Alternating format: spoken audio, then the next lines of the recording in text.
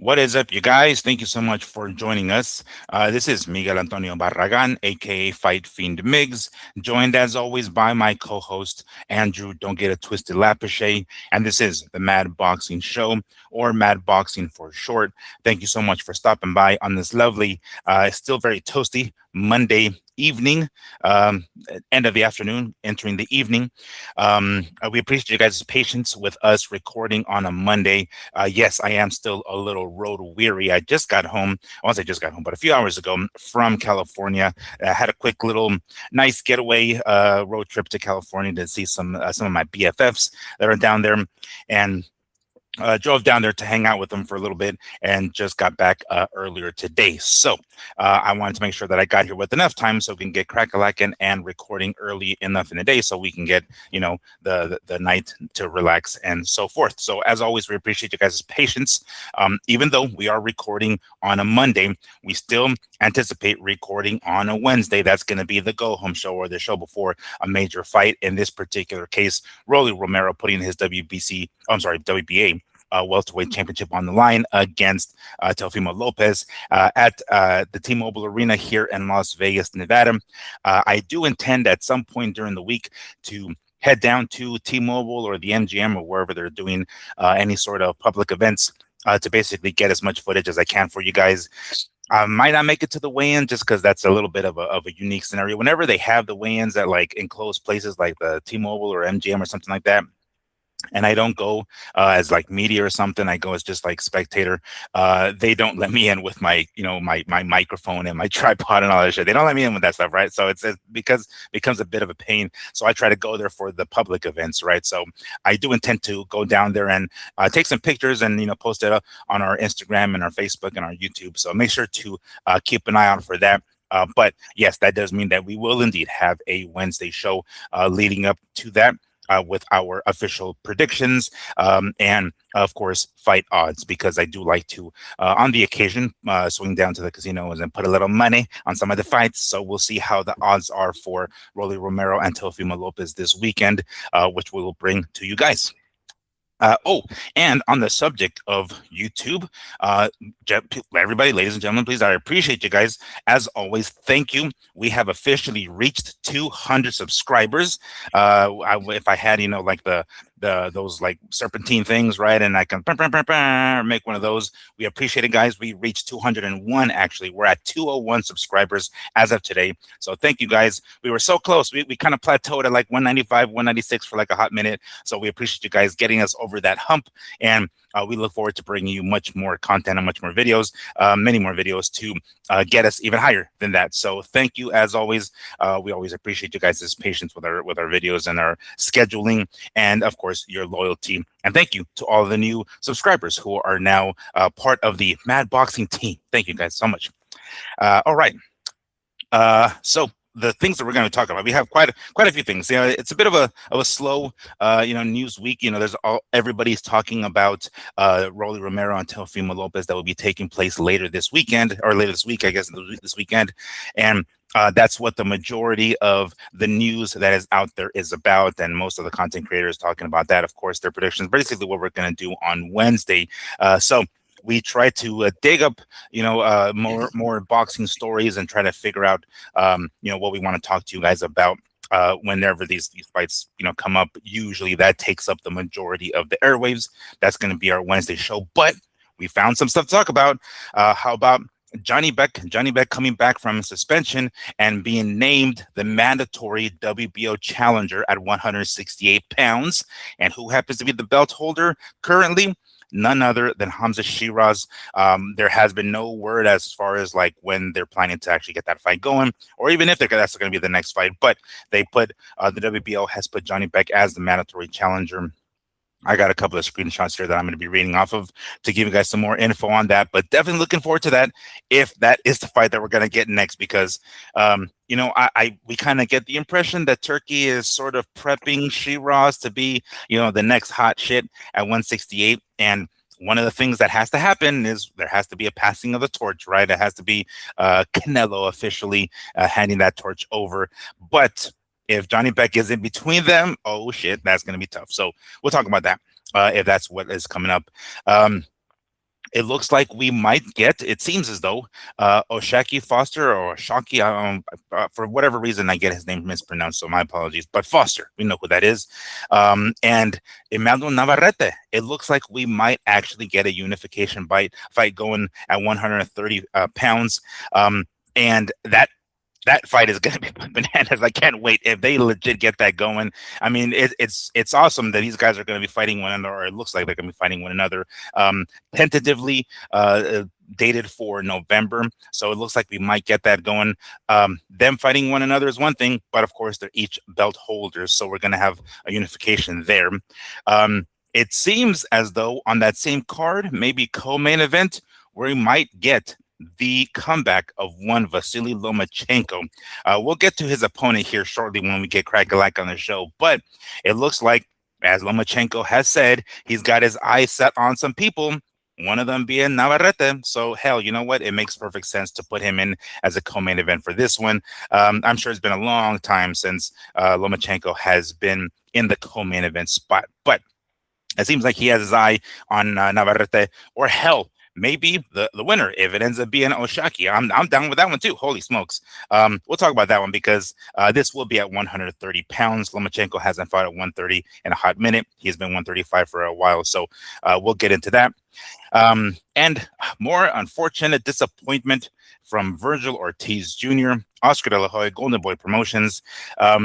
Mike Coppinger recently reported that Vergil Ortiz is coming back to the ring, right? I mean, even Oscar told us, hey, we got everything settled, and it looks like we're going to get Vergil back into the ring before the end of the year.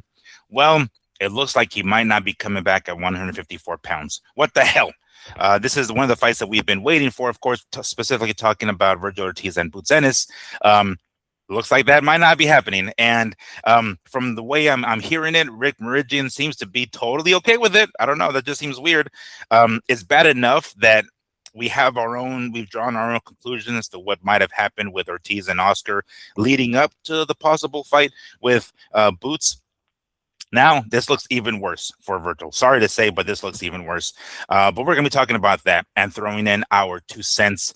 In addition to Vergil Ortiz Jr.'s manager, Rick Mirigian, throwing in his 2 cents, making it seem like they have some sort of leverage, basically tagging Eddie Hearn in his comments in the captions of some of his social media posts.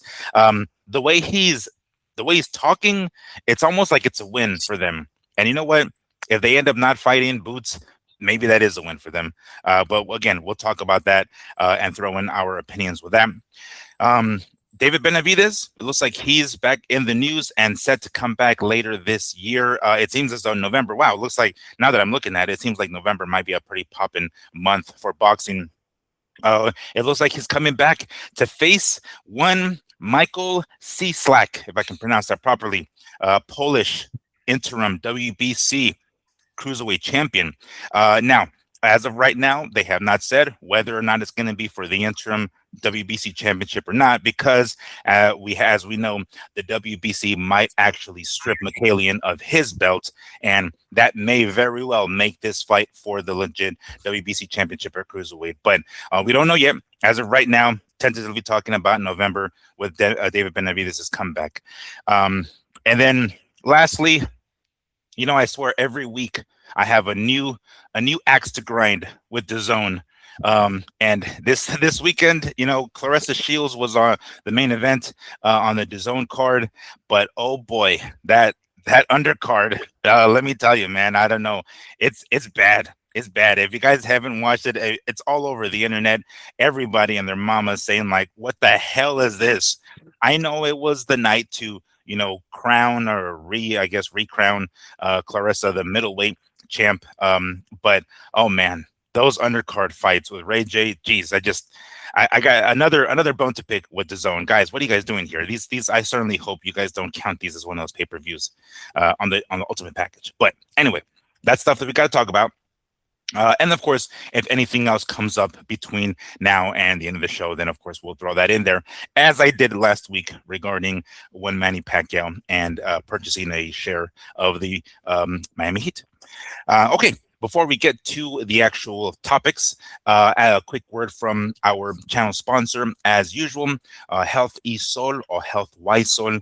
Make sure to check them out. If you happen to find anything you want to try, make sure to use the code MADBoxing10 at checkout and get 10% off of your purchase, or follow the affiliate link that's going to be in the description of this video and get the same 10% off. As always, lavender patchouli as my favorite. So make sure to check them out. Once more, Health Isol or Health Ysol, and check out code MADBoxing10 or follow the affiliate link. Alrighty, so let's go and get crack-a-lackin' with this one. When I saw this one, I was like, oh, smokes, what the hell? Like, this is, I don't know, you know, they say cheaters never prosper, but I swear it's almost like cheaters always prosper. Let me go ahead and read this here. It's official. Janibek, I can't pronounce his other name, so my bad, but is the mandatory challenger for Hamzah Sheeraz's WBO super middleweight title. The WBO has ordered immediate negotiations between the two camps, giving them 20 days to reach an agreement for what promises to be a significant fight in the division. Janibek's championship's pedigree at middleweight was a decisive factor in the ruling. So basically, he did hold a WBC championship at middleweight. I want to say he even held the IBF at 1.2. I think he was a unified champion there. But of course, he was suspended for banned substances, testing positive for banned substances, and was serving a suspension. Well, his suspension is up, and he's coming back. And what better way to come back than to give him an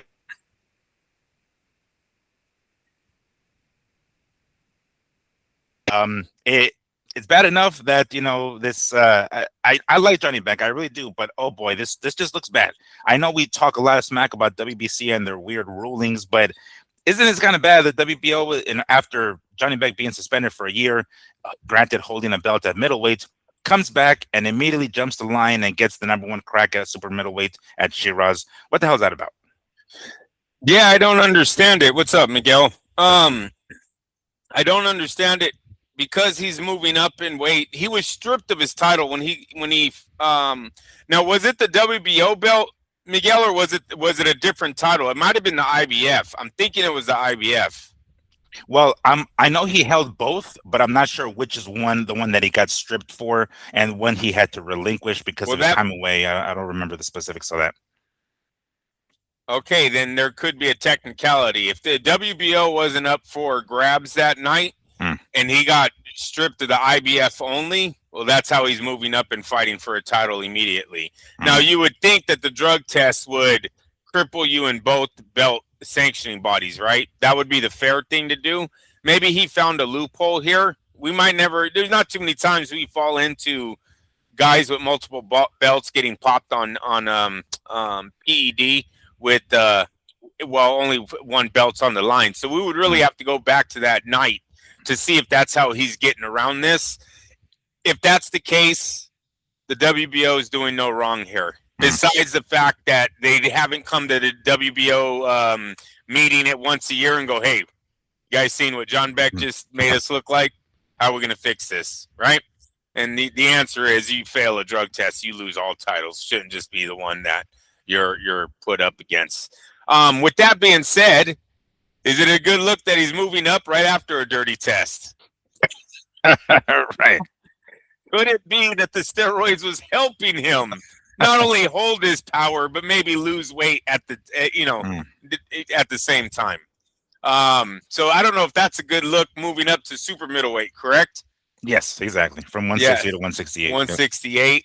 And it's a tall task he's going up against. Sheeraz is no pushover.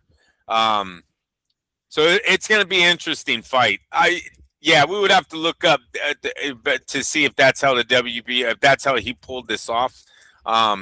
It could work for him. It could work against him. You know, he's been out for a while. To come back against such a hard test, you know, that a lot of people probably would advise the other way. Especially if you're a Vergil Ortiz. No, I'm just kidding. I'm just playing. Don't throw him under the bus yet. I will make it a whole night. I mean, we totally can, but I know we won't because there's plenty of material there. I'm just teasing.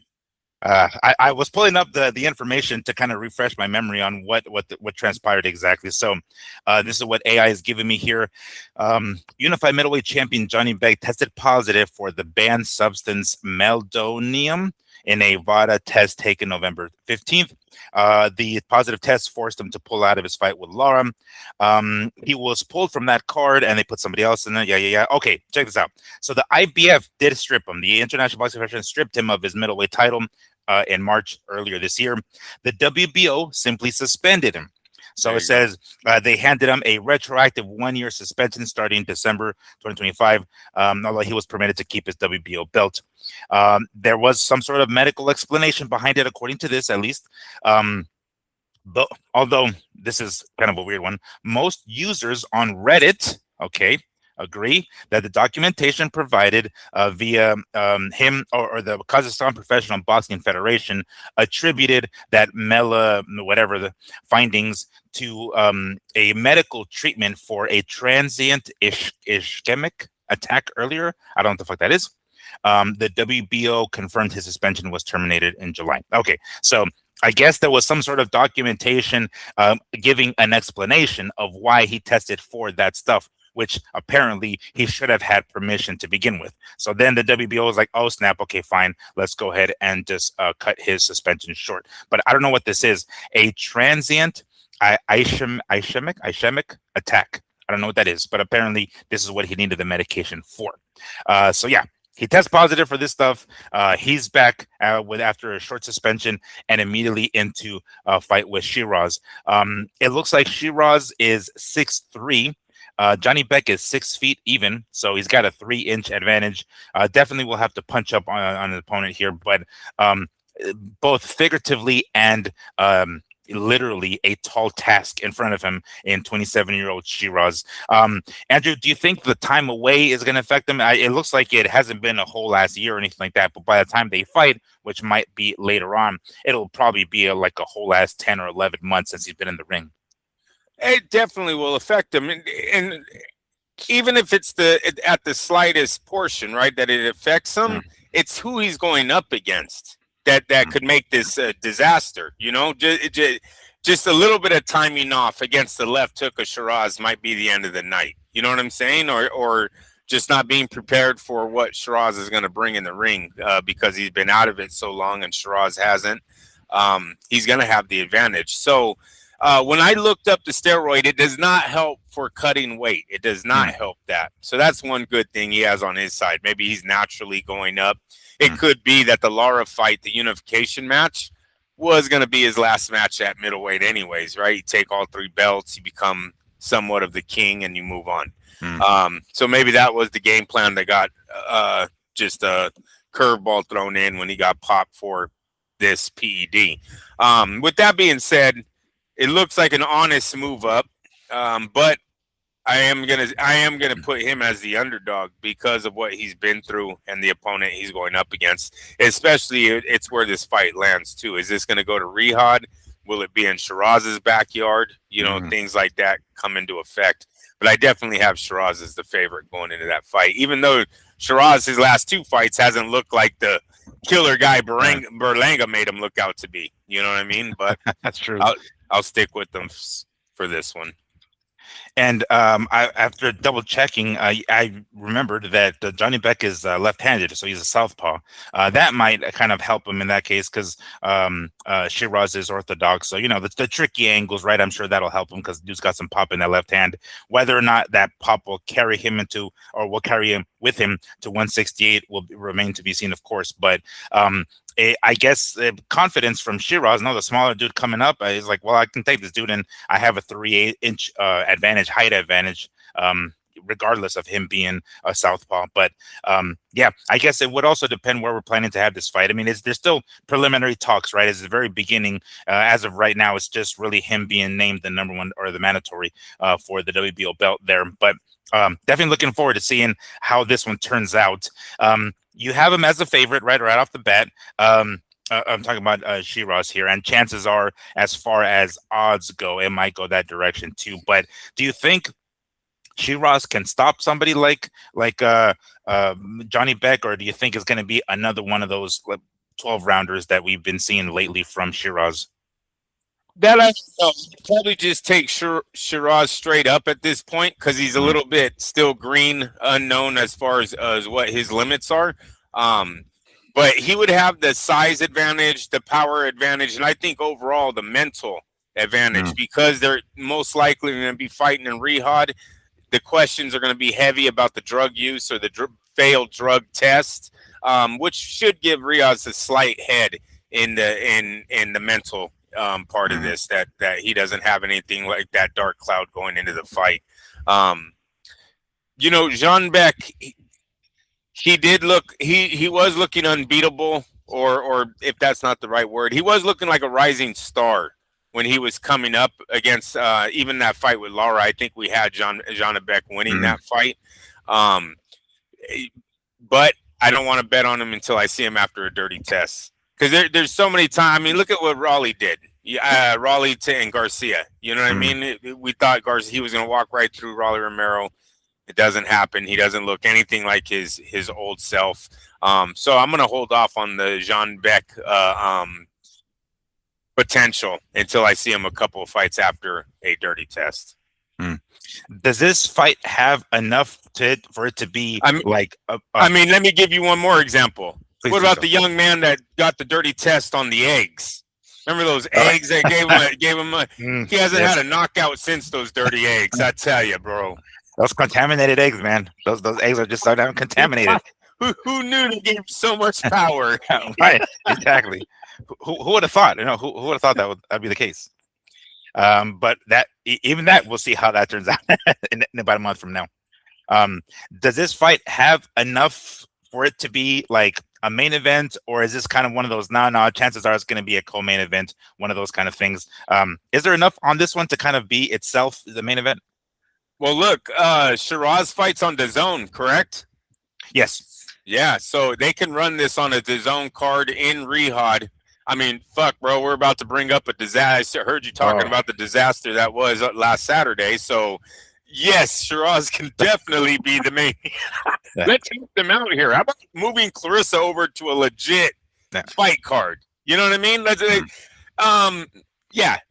bring her as the undercard of Sheeraz and see how that works for her. But no, he definitely could run a card, I think, on his own in Riyadh right about now. Yeah, remember, I don't know their names, but they've had a few young men from the Middle East. Oh, yes. Undefeated. Yes. Yeah, right. I seen one that was also in the Olympics. He was coming up. So they might already have a potential card being built around just for that. And that's what it should be. That's what it was always supposed to be, right? Yeah, coming out of there. I think Turkey has always looked to bring some how do you say it, homegrown fighters out and get them some notoriety, exposure, right? Exposure. There you go. Yes, sir. Yeah, that's true. Dev something. That's like, I forget if that's his last name, like DEV, or is that his first name? But yeah, that's one of the Olympic guy they're talking about, I want to say. So yes, there's at least two of them that I'm aware of, that one being one of them for sure. But let's hope they don't go the stupid route and try to use this one and make it some sort of pay-per-view, because the zone sometimes, I swear, I don't know who's in charge over there. Like we kind of these are one of the reasons why we kind of clown on them for just not being, in the know in the boxing world sometimes, because sometimes they'll make some decisions that you're like, I don't know what the fuck's going on. But regardless, I do have another bone to pick with the zone later on. But this is a good one. I'm looking forward to this one. If they actually get it done, I brought it up to my pops earlier, and he's like, "Oh shit, that one's a toss up for him, at least a toss up," because he likes Sheeraz and everything, but he's like, "Oh, Janibek's moving up. Oh shit, I don't know." So we'll see how that one looks, and it will be for Sheeraz's WBO championship belt. So looking forward to that one. We'll see if the time away has anything to do, plays a factor at all. But looking forward to that one. Anything you want to add to that one, Andrew, before we move on to the next topic here?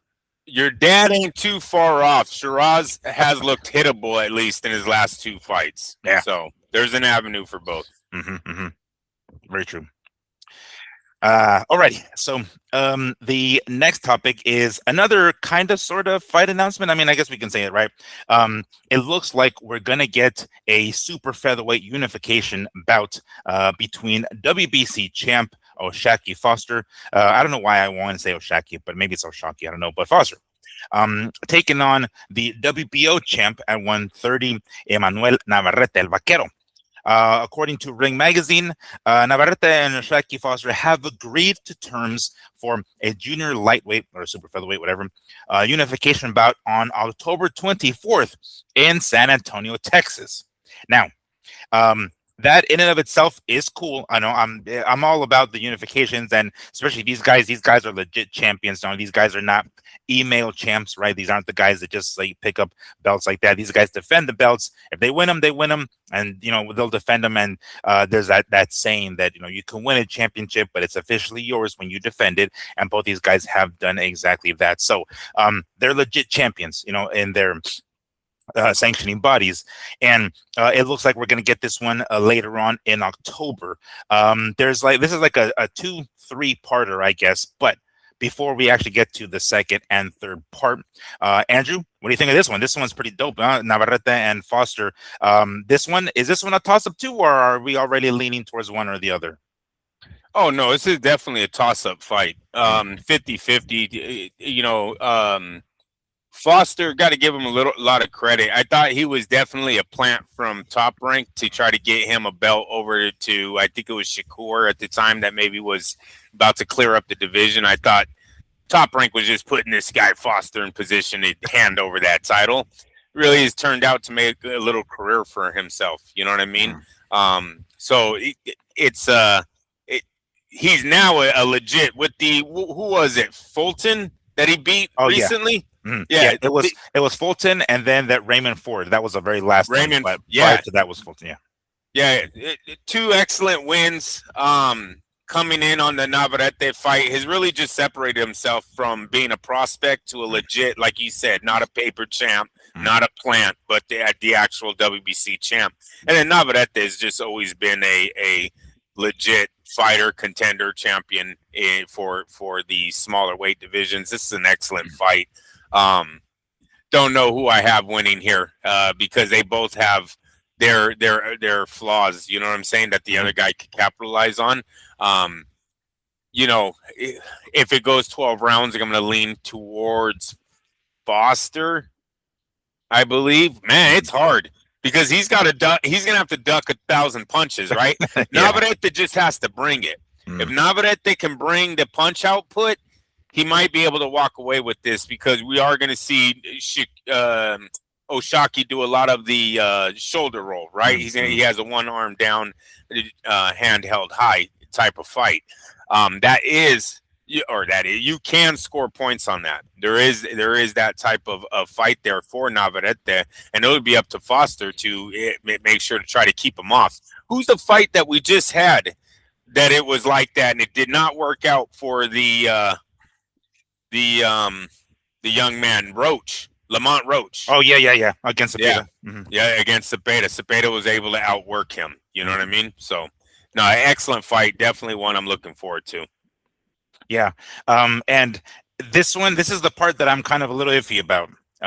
It's going to be in San Antonio, Texas. Texas has kind of been known to throw the boxing world some curveballs with some weird ass decisions. Sometimes they do some stuff, and we question it. We always why would they host fights here? Of course, San Antonio is a very Latino heavy city, the state overall, I guess, but specifically that city.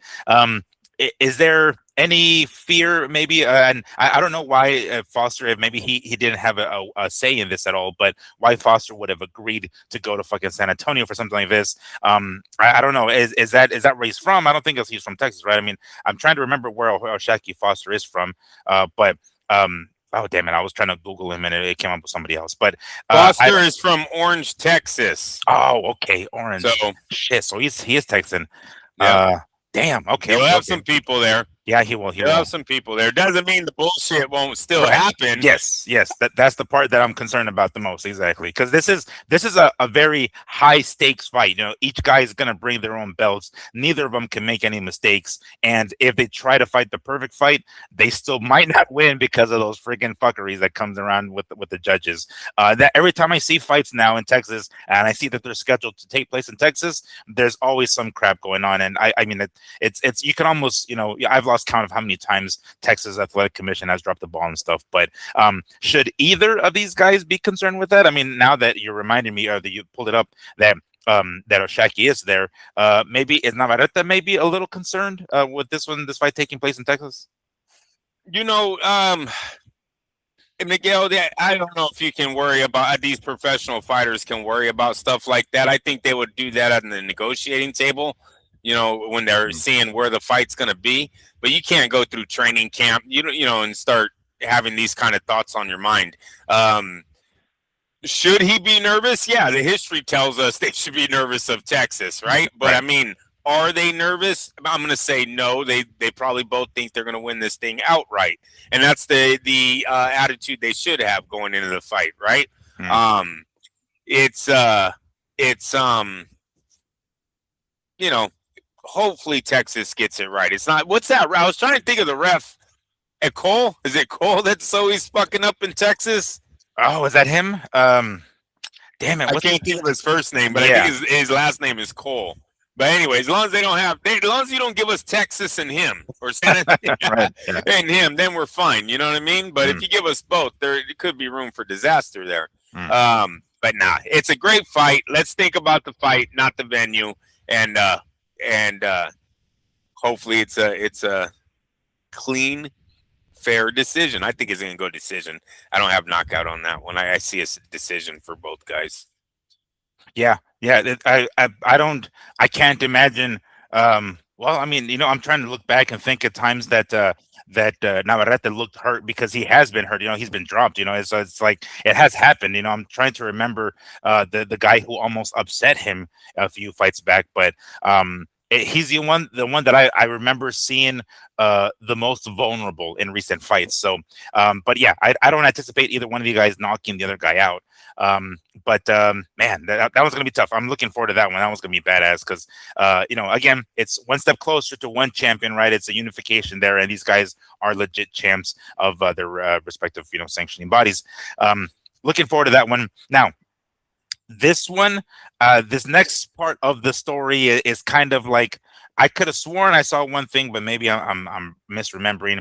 I am seeing this here now that just I'm double checking this fight with Navarrete and Foster scheduled for the 24th, at least as of right now. The terms is the 24th of October.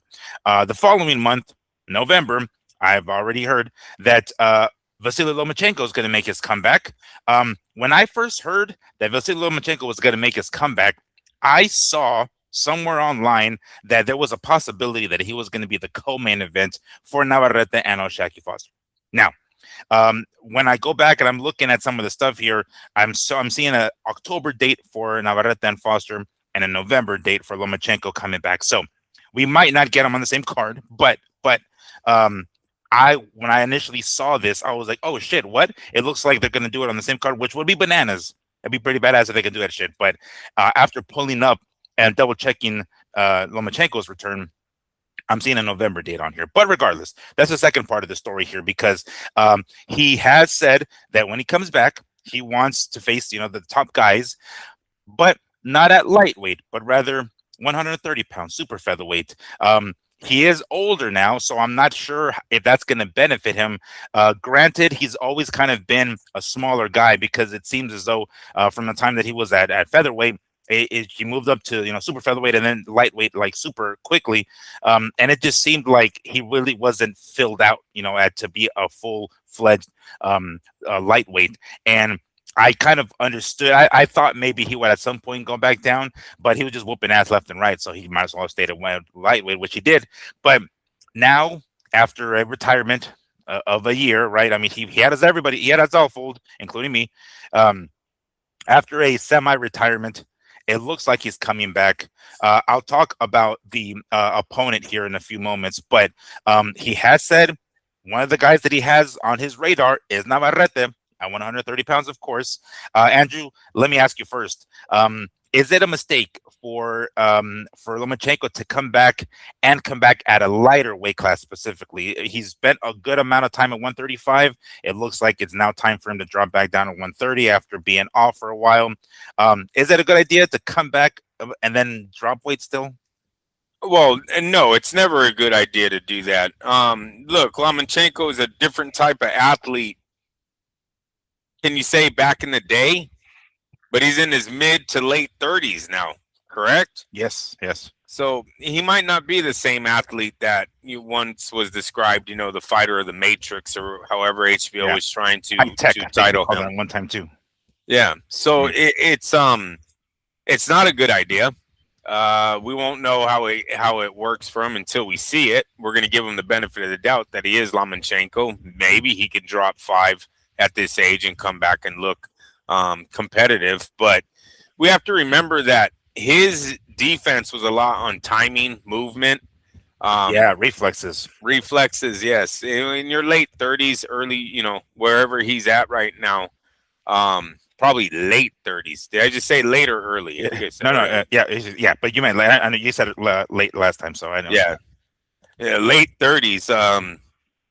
I don't see him benefiting taking on the winner of this fight, even though I like it for the winner. Mm-hmm. That's one of the keep the ball rolling type of things, right? If Lomachenko can be successful in this comeback fight and gets a shot at the winner of Foster versus Navarrete, excellent fight for them guys. Not too much for Lomachenko, because listen, if Lomachenko pulls off this comeback and looks like the fighter that he did with HBO, look for Max Kellerman to cream his pants on that ring show. Okay?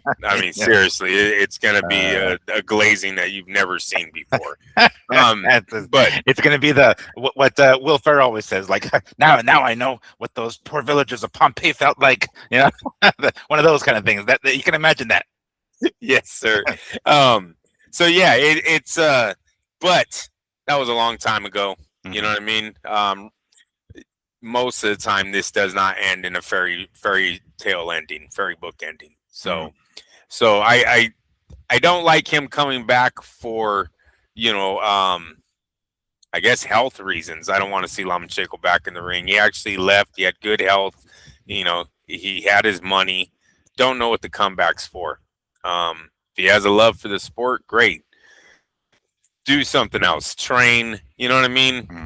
Do something else. Do Gennady Golovkin, get in with the amateurs. He was big in the amateur market. Take your next Lomachenko from the Ukraine, if they're even boxing right now. Not trying to crack jokes there, but they got other stuff to worry about. Exactly. Right? They probably don't have a boxing program right now, but when they do, get it back into the amateur boxing or something. Don't get back in the ring, especially with hitters like seriously. The winner of Foster Navarrete is the legit face of that division today, not 10 years ago, and that's what Lomachenko is going to be trying to pull off there. Yeah, and he kind of had the opportunity to kind of ride off into the sunset with a fairy tale ending. His last fight was over George Kambosos and won a vacant IBF belt. I forgot who it was that vacated it, but point is he won it, right? And he was there for the time being.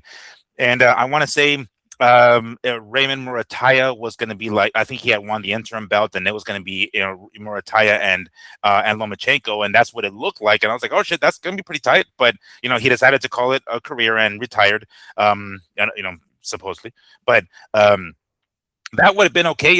Granted, it wasn't against a big name, but you win a championship on the way out. That's as close to fairy tale as you can get, because believe me, not a lot of people can do that, right? More often than not, that's not going to turn out that way. And maybe he's trying to maybe achieve something more one last time before, and not just a vacant belt like that.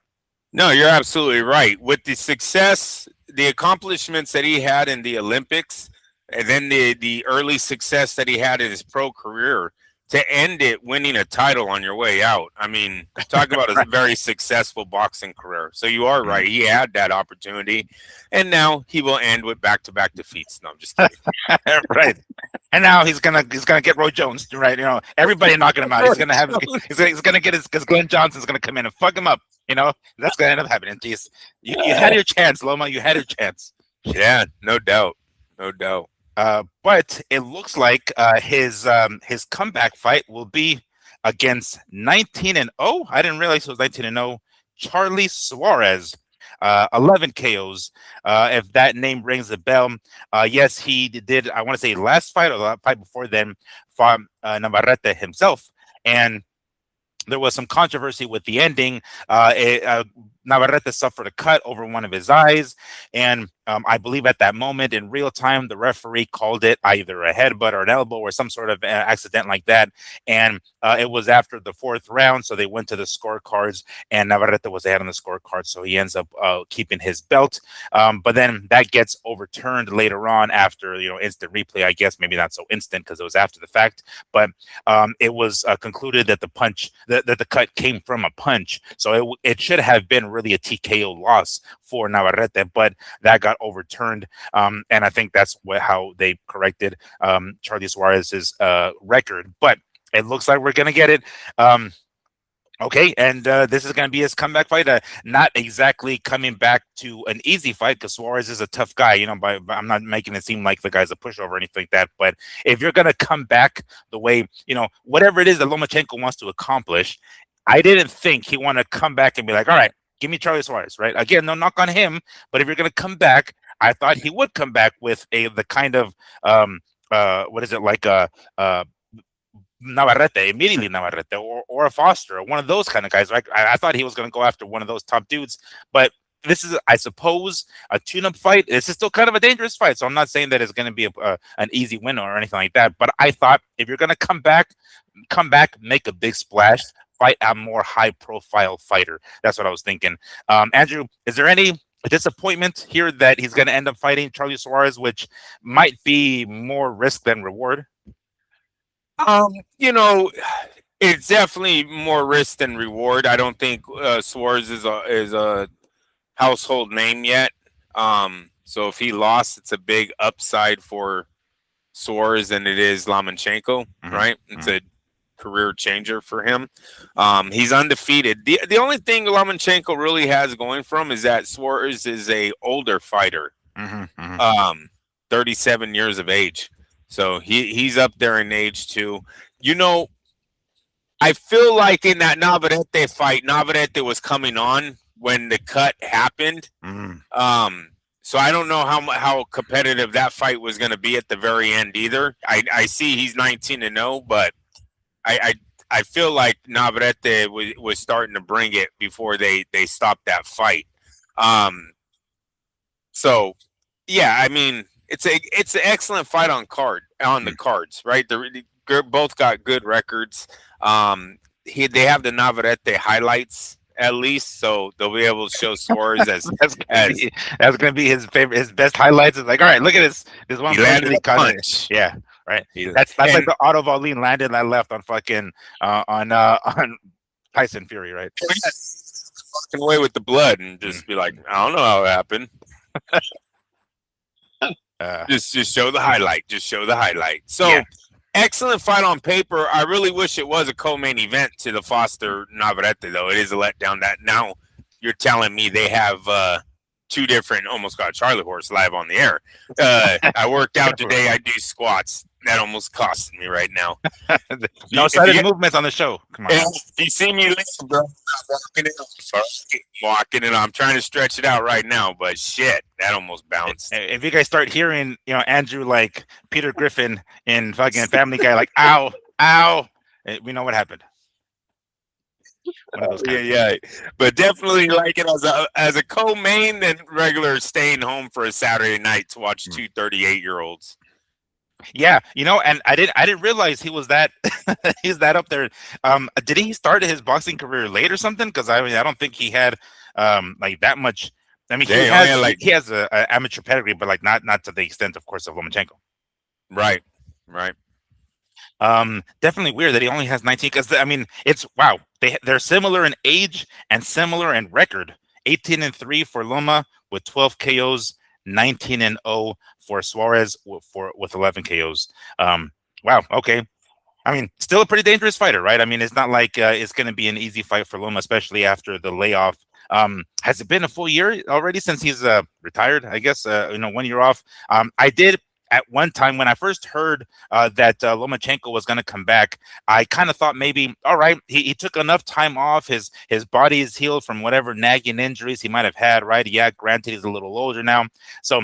I thought maybe that was a good thing, but going up against another undefeated guy in Charlie Suarez, that's pretty dangerous. And then on top of that, the time off, yeah, hopefully it works out for him. But you never know. Sometimes when I see these comebacks, how many? I'm trying to remember how many times has a comeback actually, been successful. I guess I know we've heard the Sugar Ray Leonard's, right, coming back and taking on Marvin Hagler, so it has happened. I'm not saying that it doesn't happen, but who else? Maybe George Foreman coming back, right, doing a second career. I'm trying to think of other fighters who have actually made a comeback and has been successful, but by and large, comebacks like this generally don't turn out okay, right? Yeah, no, and it's rare that they take on an undefeated guy who just faced the champ. Right? And what, 2 fights ago? I think he's had 1 fight since. Yeah. But it's very rare that this all takes place. And that's just Lomachenko, basically saying he wanted to fight the best. He probably wants to get in line for a title shot right away. So this was the avenue. It's a win-win for Top Rank, right? Because either guy wins, you're looking at double ending 3 fights when this is all said and done. They're going to get the Suarez Lomachenko fight. They'll get the Foster versus Navarette. And then the winners face each other, and damn there, he's double ending the deal again. So it's a win-win for Bob. I know he probably wants Lomachenko to win, but how do you know you don't strike gold with the undefeated Filipino kid again, right? I'm sure there's a lot of Filipinos that know who Top Rank is. Yeah. Yes. Even Manny's own brother. I've seen him. I ran into him at the mall one time, and I was like, I know who that is. I like the most craziest thing. I haven't seen Bobby right there. I'm like, I know that motherfucker. It's kind of crazy. It's just weird that he of all people is I found there. But yes, I can damn near guarantee you that the overwhelming majority of Filipinos and Filipino boxers in particular are very well familiarized with one Bob Arum and Top Rank. Yes, sir. All right. So, I mean, I know it's really early, right? They haven't even said anything yet. They're talking about November. We still got some time, but most likely Lomachenko is going to come out the favorite here, at least, right? I mean, right off the bat, he's going to be the guy. I don't know, because of maybe, if nothing else, notoriety. I mean, not a lot of people know who Suarez is, but we can pretty much guarantee that he's going to be the favorite coming into this fight. Definitely more because of the ranking that he holds over Suarez. He has the fan base. He'll be the one that's getting the majority of the money. Does not mean that the bookies think Lomachenko is the actual favorite when it's all said and done. Got to watch a lot of his training to see where his hands are. Lomachenko is so disciplined. He's the guy that can pull off a Barrera at the end of his career, just go, you know what? Fuck it, I'm going to do my hands up now and go another 8 years. You know what I'm saying? Remember when Barrera made the switch to boxer? Fucking turned around his whole career.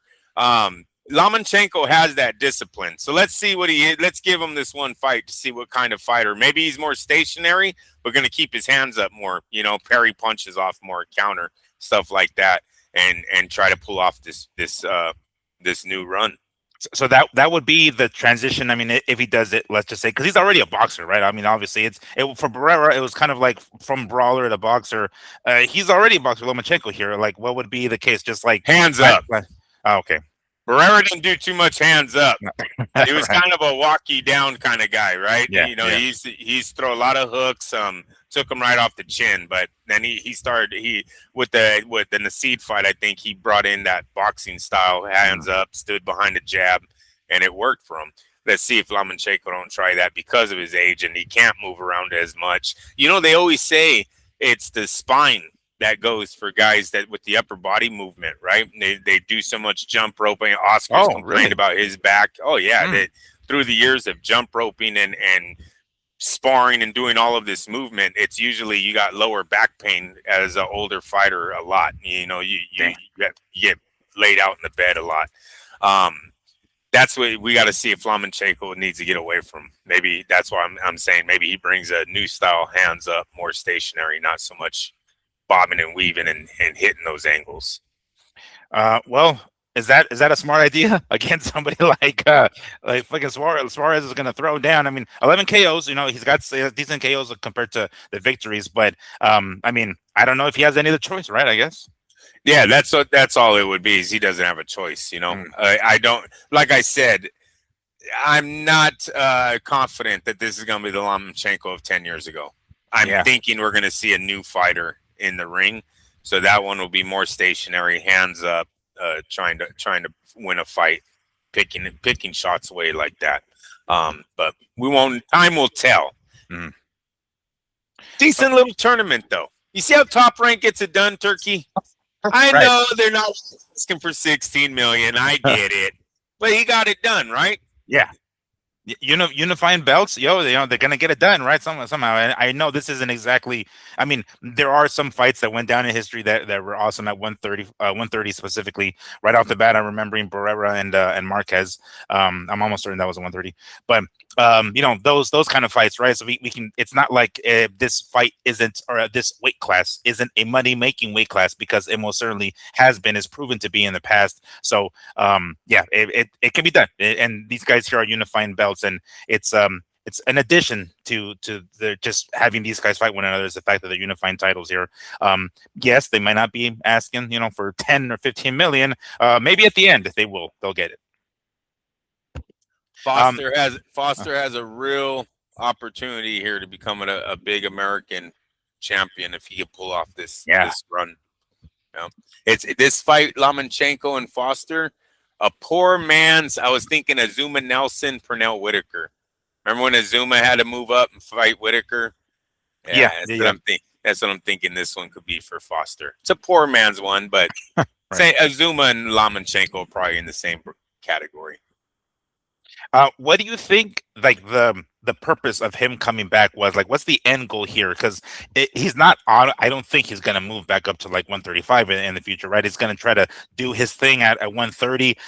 Is it hold off and see if maybe at some point one in a way makes his way to him, or is that like am I reaching there? No, you're probably not reaching, but I think for the wrong reasons. Most of these guys say they're addicted to either the gym or to punching people. Okay. I think we just have another one of those cases here where he went home and was like, this is kind of boring. I'm going to go to the gym. Yeah. Because that's all he knows, right? And his wife was like, go ahead, you look depressed. Because that's what they all say. They're all depressed when they're not at the gym beating someone up. So because I think because I think the man has never been an overspender, which we need to talk about the watches thing. What's up with that? We got to get into that. Write that down. Watches at the end. Watches. Okay, I'm writing it down. TikTok. But he's never been a big spender, right? So what is it? What would be? Yeah. What's the end goal? I think it's just fighting. I think just being under the lights, just getting the. I can imagine Lomachenko like on one of those like motorized like lawnmowers, kind of like Forrest Gump, and he's just like upset, like, I don't want to fucking mow my lawn. I want to go to the gym, like he's like depressed, and his wife's like, just get your gym back, go ahead, and he's like, okay, I'm out of here. Challenges everyone that comes to the house, mailman, pool guy. You want to spar? Right. Another landscaper down the street is like, hey, I can show you angles. Want to show you angles? I'll show you angles. One of those kind of things. Because I thought about that. I was like, well, he's coming back. Is it money? Is it like another? I mean, another. I mean, he's already got belts. He's had belts at that weight class, so it isn't like it's going to be anything necessarily maybe undisputed or something like that. I'm not sure if he's actually done that on any weight classes. He was the lineal champion, because he still beat the guy who was the number one, at least specifically at lightweight. I forget about the previous weight classes, but nonetheless, I thought like he's accomplished so much, if not for money, then what the fuck else? But I guess that's what it is, man. I mean, maybe he just pulled the plug a little too early.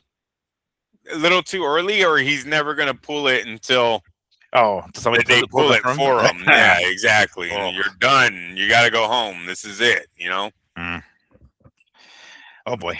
But interesting to see how this one turns out. And like I said, I see it now, the November date. So when I initially saw the announcement of his comeback and fighting Suarez, I saw it on a post that kind of made it look like they were going to be, it was going to be the co-main event. And I was like, oh shit, that looks fucking tight. But I guess that might not be the case. It looks like it's going to be different months here. But regardless, earlier I was talking about how dope November is going to look later on this year. This granted, this is going to be in November, right? And one of the other stories we're gonna talk about here momentarily has to do with November as well. But anything else, Andrew, we want to add to this little mini tournament we're gonna have going on here with Foster, Emanuel, Navarette, and Lomachenko and Suarez? No, sir. All right. Actually, you know what? I got one more. What man, which what do you think is more likely to happen? Like, do you think we're gonna get Loma? That just came to mind right now because I was trying to like fuck with the names here. Like, can we get Suarez and like Foster?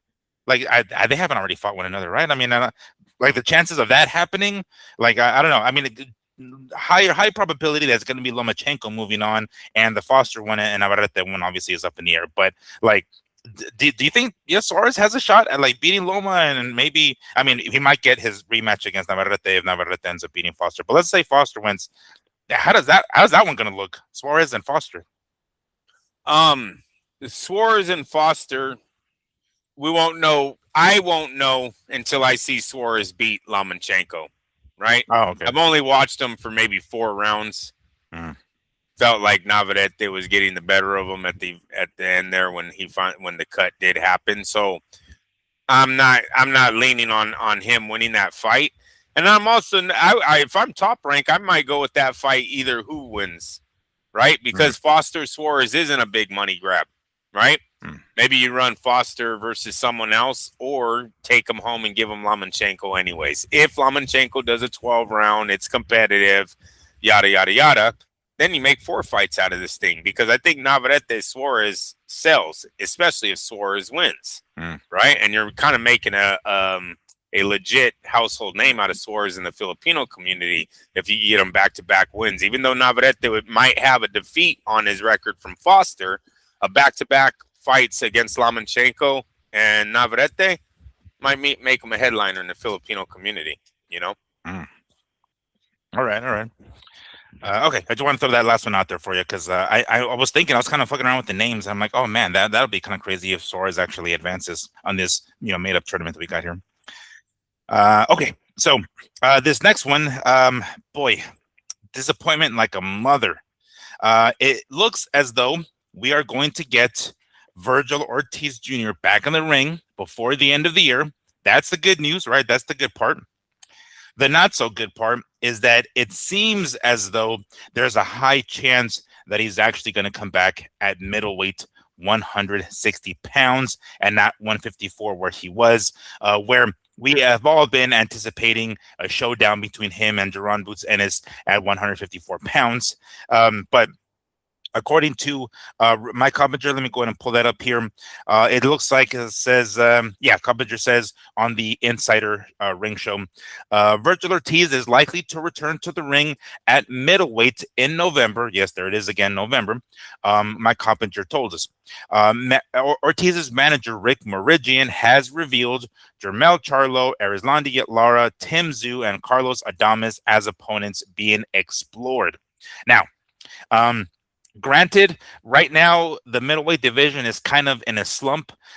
It's sort of open for anybody really to come in and take over.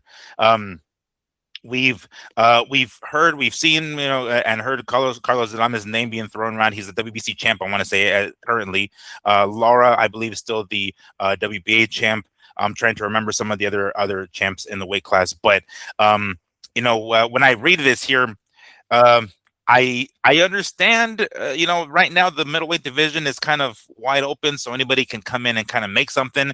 I mean, for a minute, I thought even Tim Zhu can actually come in here and control shit, especially considering Lara's age. He's kind of a sitting duck there, but there's going to be a couple. There's a couple of captions here that I saw online from Ortiz's manager Rick Mirigian that I'm going to talk about. But before I get into that, Andrew, yay, hooray that he's coming back after this issue with Oscar. But at 160, pretty disappointing, is it not? No, it's a big boring yawn fest if he doesn't come back. I don't know did I say that correct? Like a sleeper. Yeah, if this guy doesn't come back with somebody competitive at 160. Now, the names they threw out there were cool, but put it to paper and sign. I don't want to. I'm so tired of just the names being thrown around the internet. You know what I mean? Yep.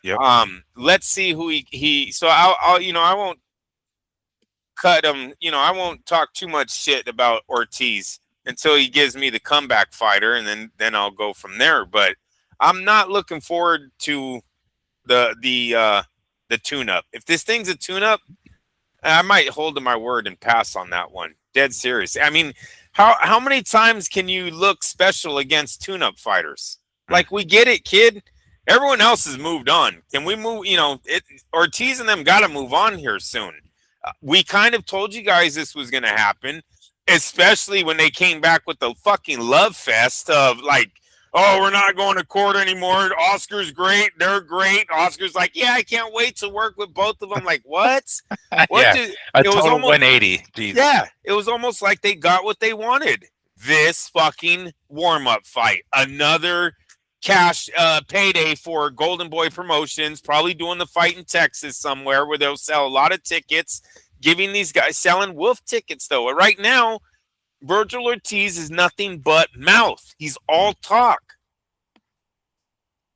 The Charlos are from Texas, right? Or no? Yes, they are. Okay, cool. All right, so because that's the first thing that threw out one of the names there, and maybe fighting somebody like Adames or Laura even, that's good, right? That one they're belt holders, so that means something, like legit belt holders, not interim or anything like that. Charlo, probably terrible fucking idea. I don't want to see that. And not because I think you lose or anything like that, but it's just like that would be one of those warm-ups that you're talking about. That exactly. Yes, Even that's a money grab. Tim Tszyu, that'd be yet another money grab. Granted, maybe we wanted to have seen them at 154, but now after what has happened to Tim, and now moving up to, and then seeing this with Ortiz, it's not the same fight that it would have been a couple of years back at 154 pounds. So the excitement isn't the same for there. Exactly. Now, it seems as though Ortiz's manager sees this as some sort of a win. I don't know. Let me go ahead and read off some of the captions that he has here. He goes on to say, facts, as Mike Coppinger is giving these details. He said at the start of that show, he was told, right? Mike Coppinger was told, according to Rick Mirigian here, that the Boots only wants Josh Kelly, all right, and not Vergil Ortiz, all right. As they say, they're in talks right now. That's what Coppinger says. Ortiz tried for Fundura, all right, and he says, but they wanted to go another way. We waited 5 weeks for Boots. I'm not sure what he's referring to there, but he says the show must go on. Plenty of big fights awaits for Oscar De La Hoya and Golden Boy and Eric Gomez.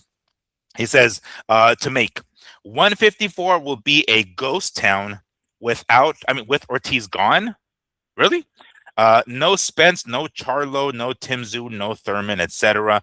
160 will be the Heat or the Fire division very soon, and they can stay on that 154 deserted island.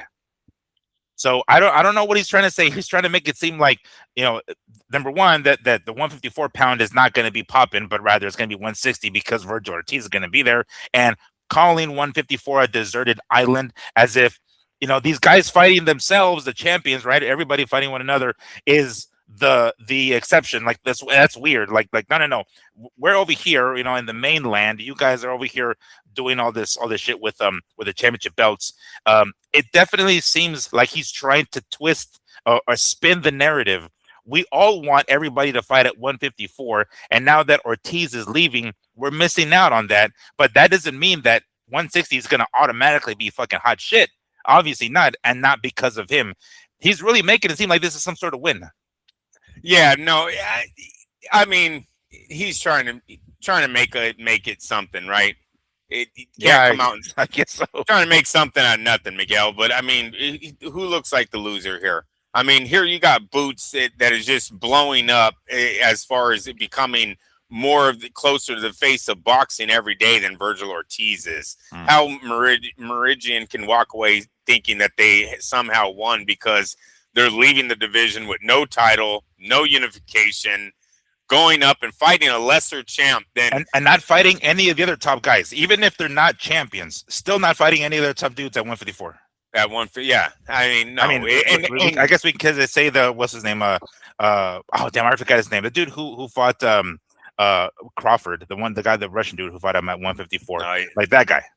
The 10 fight dude. Yes, him. Yeah, let's wait until he has 20 fights to see how many losses Right. he has. Yeah. Right, so it might be something like that. It's not a win. And seriously, I know Mirigian got there's a lot of people saying he's a hell of a manager. I know I'm no nobody, but I don't really see it, man. This guy's tweets are kind of douchey. The things he says are lies. You know what I mean? I don't know. Maybe behind closed doors he's pulling off great deals for his fighters, but can we say the one that he did for Ortiz sucks? And he actually hurt Ortiz, and Ortiz is actually in a worse place today than he was. Unless you're just saying, no, he's making $1 million and not risking anything. Well, then, yes, Mirigian, you guys are very successful in getting $1 million and not risking a whole lot. That I'll give you. And if behind closed doors, that's how you're selling your managerial skills, well, then so be it. Move on.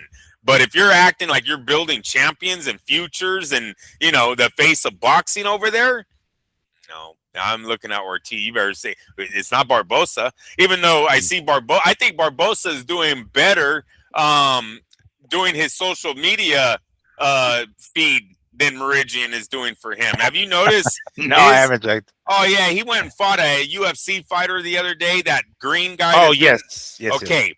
Well, it went both ways. Green, I guess, beat him up when they went wrestling and all. They had gloves on still, but they did I'll take you down, shit like that. Well, he took Barbosa right down, started handling them. And then when they boxed, Barbosa handled him. So it was what everyone says it would be. Yeah, pretty much. Yeah, exactly. Exactly. Like, no, they have to be elite motherfuckers. I can hear you already. Like, no, not washed up fucking guys. I was like, no, Barbosa not that fast. No, yes. Give me a little hope. Green has like 30 fucking losses, by the way. FYI. He took him down. He full mounted. It's over. It's like we're not gonna do a show next week, Miguel. We're not gonna do a show next week. Like, hold on, let me get turned off the lights in the room. Start thinking about. That's how the show's gonna start, with you in the dim, like Rocky, right? Like, I don't understand why Dana hasn't done it. I don't understand. Yeah, I know. He's got to be scared. He has to be scared. He doesn't want to fork up the money. Damn it, he has to be scared. But anyway, yes, and here's the thing. This is from the way I see it, the way he portrays it, Ortiz is kind of his star pupil, right? It's his star client. Like, that's the guy that's like the biggest money maker he's ever had. I don't know of another maker, right? And he is not a champ. Yeah, he got some interim belt or whatever the shit, but this is his success story. And he hasn't fought anybody at 154. You know what I'm saying? For this to be for him to be as celebrating as he has been, as much as he has been, and making it seem, for all we know, maybe he's just putting on some killer deals for Ortiz and making him some fucking money without going in there and putting it on the line, right? And that's what counts, and that's what counts for, so be it. But on the other end, for us seeing it, this is your star client, and this is the guy who probably made him the most money ever, and no legit titles, no unifications, no high profile fights like that. I don't see how that's a win. I just don't see how that's a win. Definitely not a win. That's just him trying to save face on social media, man. And that's not all, because he threw in another one. This one. See, this one, I'm not sure. We're not in the ins and outs, so I'm not sure what exactly he's referring to, but I'm gonna throw it out there because he posts on his social media, yet again, specifically his Instagram, this time tagging Eddie Hearn, saying, "It's been 5 weeks now as of today." This is referring to the previous caption where he says that they waited 5 weeks for Boots. I'm not sure. Okay, I'm starting to put it together here. But anyway, he's saying they waited 5 weeks. We can honestly say we know it ain't you. It ain't your fault. Like these guys saying, we understand, Eddie. You can't make your guy fight us. It's not your fault. He says, you can teach many things in this sport and promote it as the highest of levels, but even as amazing as you are as a promoter, kissing his ass, you can't substitute for heart. Talking about the heart of Boots. Let him know, referring to Boots, that his check will be missing a digit or two without Ortiz. But he will have a shiny belt, a new shiny belt that cost $213 to make in Indonesia somewhere. Thank you, DAZN. Thank you, Matchroom Boxing. We know you tried. I mean that sincerely and respectfully. So he's trying to make it seem like it's Boots who chickened out and doesn't blame Matchroom or DAZN for not making this fight happen. Do you understand how 5 minutes ago I just said this guy seems things that come out of his mouth seem to hurt his fighters? Yes. Did he literally just throw all the sanctioning bodies under the fucking bus by saying $200 belts made in Indonesia? Yeah. He basically says like you'll have another shiny belt that costs $200 to make somewhere else. Like what the fuck, bro? Do you want the judges to be against your fighter? They're the ones that judge for those belts, right? Mm-hmm. It's just insane. The guy does not think before he hits send. I think he thinks of everything going to go viral. He thinks about himself going viral. He is not thinking about Vergil Ortiz when he's writing these things. This is why he wrote all that bullshit about Oscar De La Hoya. He wasn't loyal. He wasn't this. And then what did he have to do? Love Oscar. Calls him Hefe now. What the fuck? Are you serious, bro? Like, could you imagine having to come back with your tail between your legs that hard? Oscar's like, no, I would really like it if you called me boss.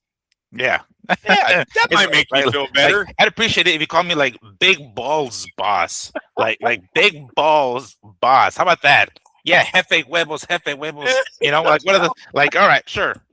Let's do that, Rick. I'm sure he'll do it. Incredible that he wrote that to the sanctioning bodies. This is a guy who had a hard on to go over to Zuffa. You know that, right? He was trying to get his fighter there. Ortiz better watch out who he's dealing with, right? Because Ortiz is over here thinking he's patching everything up, and then he goes and drops this fucking mind in there, right? This grenade in there, blows his shit right back up again. It's like, what are you doing? I'm trying to fight for titles, not get my shit blackballed. Right? Yeah. I don't know, Mirigian. Have you seen Zuffa lately? How has it worked out for Berlanga, Hitchens, or Shakur? Are they making six? Now, it worked out for Connor. I don't know. Connor, it's worked out for because he's $30 million richer, and he's fighting for the WBC title. And as long as he makes weight, right, he's fighting for the title in his next fight. So it's worked out for him. How are everyone else doing over there? Before you're so quick to call these sanctioning bodies $200 belts, might as well throw it in the garbage, Riddick Bowe. Why don't you tell Ortiz to do that when he wins it? Right. And you know what's crazy? Like the fact that you specifically mentioned Connor as like the how well it worked out for him. I remember when he signed with Zuffa, very shortly after, they already announced that he was going to be fighting and he was going to fight Regis. Yeah. Like we didn't get that from for Hitchens, we didn't get that for Berlanga. It was just kind of still up in the air, right? And as a matter of fact, we have yet to get that from Shakur. Funny enough, but I know it's like, all right, great, you're making all this fucking money. You're gonna be making this money. Who the fuck you're fighting? They did it pretty good with at least it seems as though they did it well with Connor, but everybody else not so much. And it's gonna be one and done with Connor.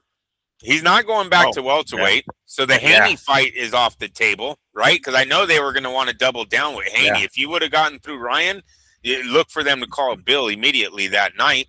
That's not happening now, especially if he doesn't make weight at welterweight. So that's why they're looking at Chris Eubank now at super middleweight. So it's a one and done for if Turkey thought Connor might go back and make some heavy noise at welterweight, totally off on that one. Whoever told him, advised them to put in 31 million in a guy who's one fight away from being 21 pounds higher. Right. Oh man. And when I every time I read some of his stuff, I see him post something. I'm like, oh shit, what is he gonna say? What is he gonna say? Okay, so we're gonna get him at 160. As we mentioned, we weren't too crazy about the and anybody like the Charlo or Tim Zoo or anything like that, right? We might get Tim anyway, right? At 160, we might get the other Charlo. I don't know which one is because there's no way the other guy's going to make 160, the bigger Charlo. So I presume it's going to be the smaller one moving up, I suppose. Okay, everybody else. I know, and funny, in one of these, he mentions Keith Thurman, not Computer, fucking Mirigian. I don't know if he's willing to do 160, but, he's kind of all over the place, so I wouldn't be surprised if Thurman shows up at 160 miraculously. But Adames, all right, that one's tough. That one's rough, and I'm down with that one. Lara is kind of a sitting duck at his age there. We talked about the legs. He doesn't have them anymore. So, presumably, if these guys are smart, which again we question regularly, I guess the smart money is going after Lara first, right? I mean, you can pick up a legitimate belt over an older dude who doesn't have the legs anymore. Maybe you can completely mop the floor with him and you pick up a belt and you have a little bit more bargaining power and a little more leverage should a fight with Adames materialize afterwards. So that would be the smart money, right? Going after him first, Lara, before Adames. Yes, but easy money sometimes isn't smart money. And I don't like that fight off the bat. I would rather go after Adames. Why not take out the heavy hitter first? Okay. Then you have an easier path. I don't like to be mean to Lara, but he's aged, right? Said, he's shown a demise in his skills. So I would go after him next, and then you're setting up a potential huge fight for whoever's ready to move into your division, right? Instead of going easy fight, hard fight with Adames, not skill-wise, but power-wise, that would be a hard fight for Ortiz. He's never been hit by someone this big, most likely in a professional ring. He might say in sparring he's fought in heavyweights and all that shit that they love to say about sparring, but not in the professional ring, right? So Adames might be the heaviest hitter he's seen. I wouldn't want to take him on and then take on Boots or the spot. What's the? I was gonna say Spadafora. What Fundura? Oh, Fundura. Just say Fundura. All of a sudden has a weight growth that he needs to get out of the division, right? The man is like 6'6", right? It could be any time that he needs to move on. You don't want two back-to-back tough fights. So I'm gonna take out the tough guy first, then try to go down easy path. And Boots, to go back to that email real fast or that text, whatever Mirigian put out there where he was talking shit, Boots deserves the Kelly fight. Boots just went through Zayas, who held 2 belts in the division. Like, Mirigian just needs to be quiet about the whole thing right now. Take your back seat, because you're just taking nothing but L's right now from dudes that really know boxing.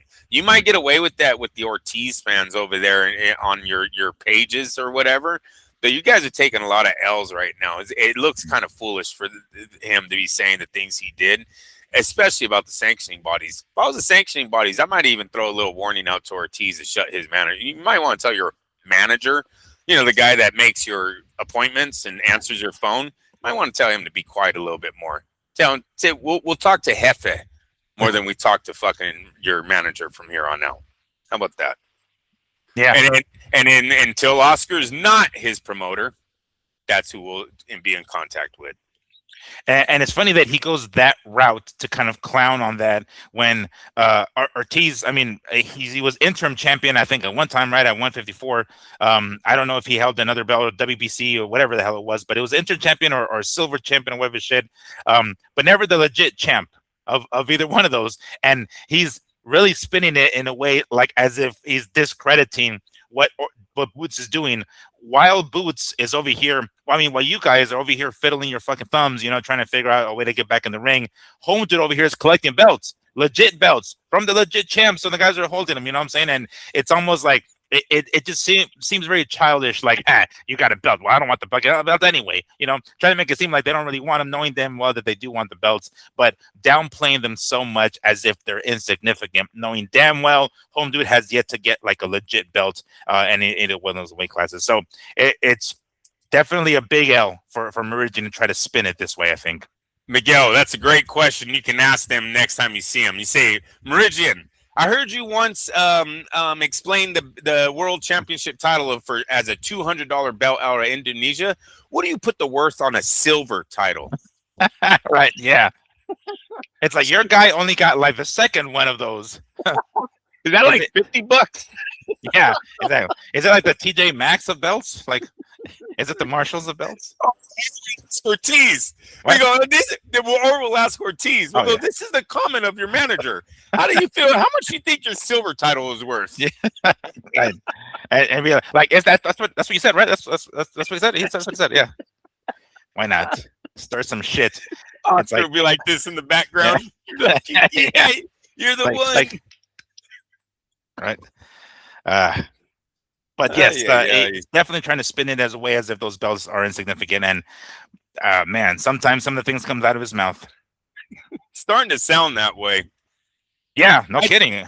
Yeah, he had his moment to shine. He's totally like fucking it all up. You know what I mean? He's hanging in there, but damn, bro. Soon Ortiz is gonna get mad. Yeah, how much longer is Ortiz going to be able to it's almost I mean, you really hit it on the head. He's really hurting his fighter more so, and again, maybe behind closed doors he's putting on some killer fucking deals, but if you're the way it looks from the outside, I can't imagine it's that much greater on the inside. You know what I'm saying? Like, we don't hear from Ortiz too often to like at least get some better knowledge on what goes happen behind closed doors, but from the outside, the street cred that you're getting from like fans and shit, dude, that's like going down the drain real fast. Yeah. Yeah. All right. Anything else we want to add to Ortiz and Mirigian's crap? No, sir. All right.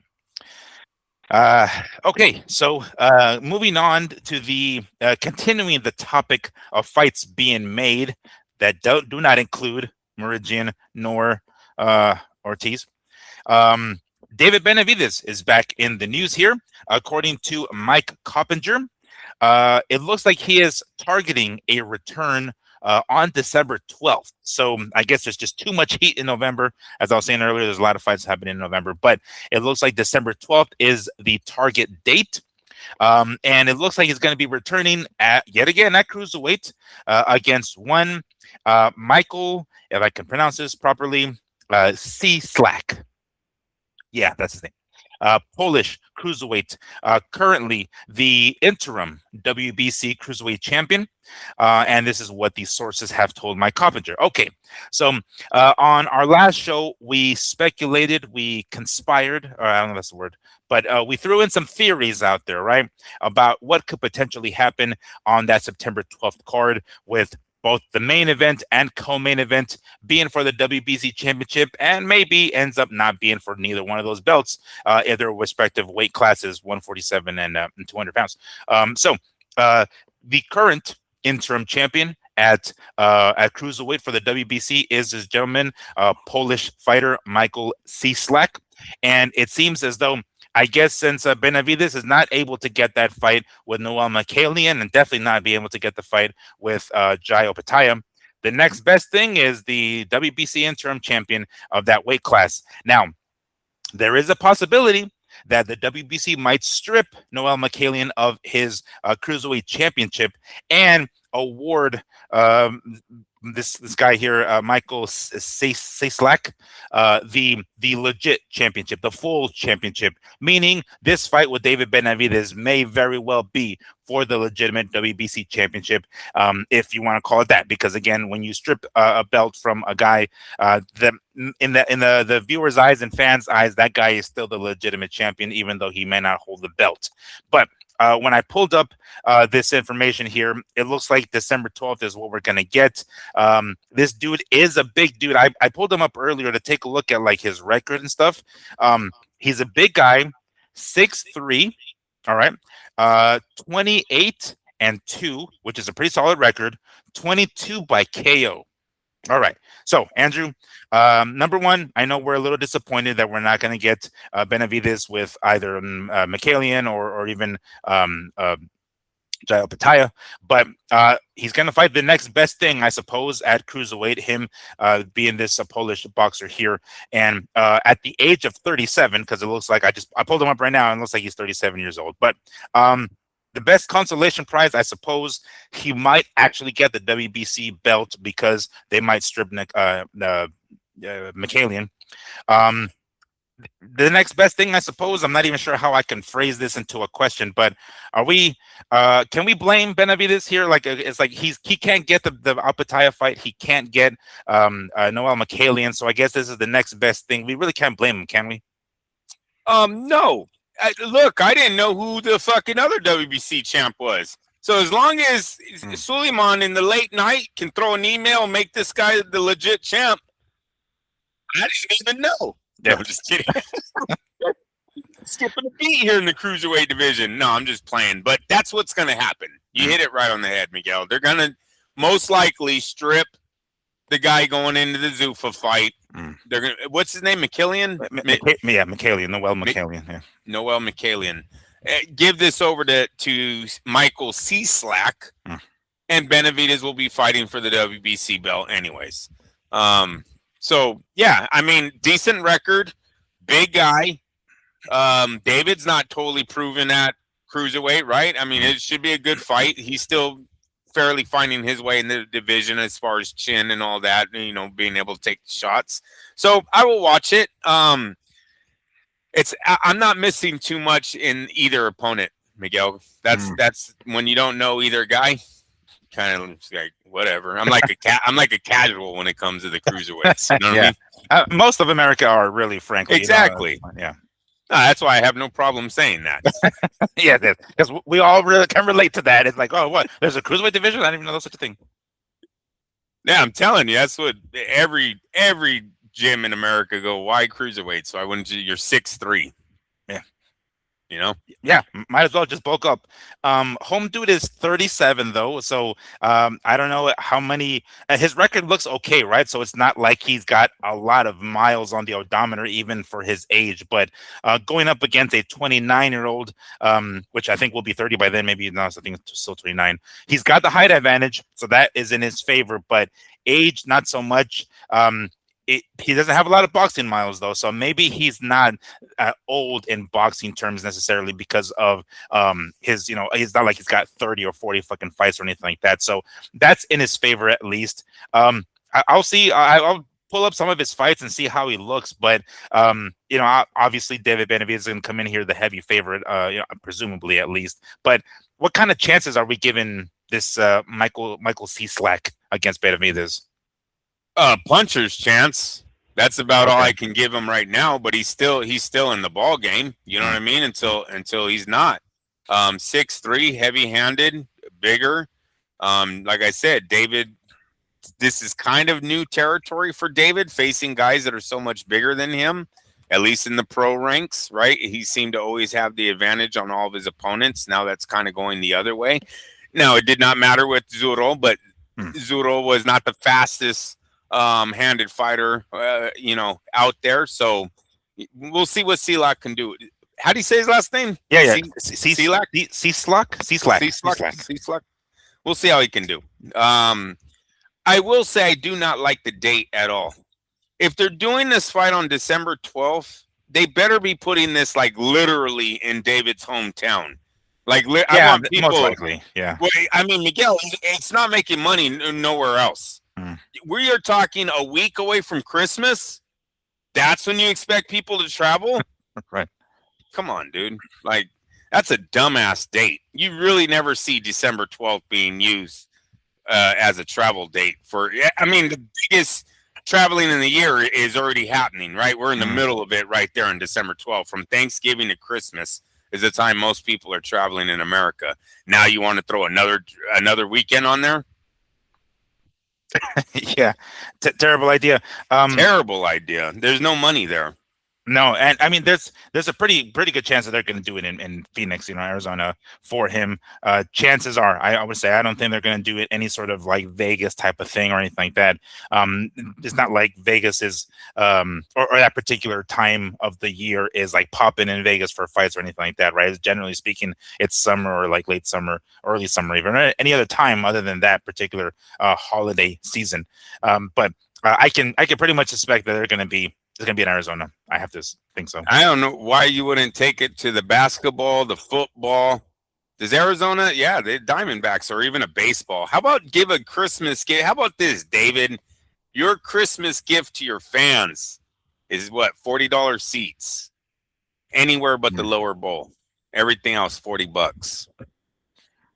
Yeah, right. That'll sell. That'll sell out, right? I mean, I've been to a couple of arenas in Arizona. They're nice. They're nice size, right? It's not like they're tiny or anything like that. And most tickets that I've got there had been pretty affordable. The seats that I've gotten have been pretty decent. I'd be down for that. I mean, that would be better. That would be a lot better than trying to do some Vegas shit or New York or something. Yeah, no, let's keep it local. We'll do a big venue and cover. Hopefully, you make a little money on the upper bowls, but you're trying to cover security, the cost of maybe putting on the event with the lower seat prices, and then the lower bowl you'll keep regular pricing. But give one back to the fans. At December 12th, man, are you really going to try to pry these guys for every dime? $300 fucking third deck seats. Right. Like, come on, you guys. Yeah. Again, somebody you've never heard of before in your life. On top of that. The email champ too. Yeah, I'm sorry. How'd this guy win the belt? Oh, they emailed him. Oh, fuck. Yeah. Actually, I take that back. They just texted him. It was just a text. Pretty much. It's like, go ahead and take a screenshot of the text. That's your official letter of acceptance. One of those. Oh man. Well, let's hope they switch that up.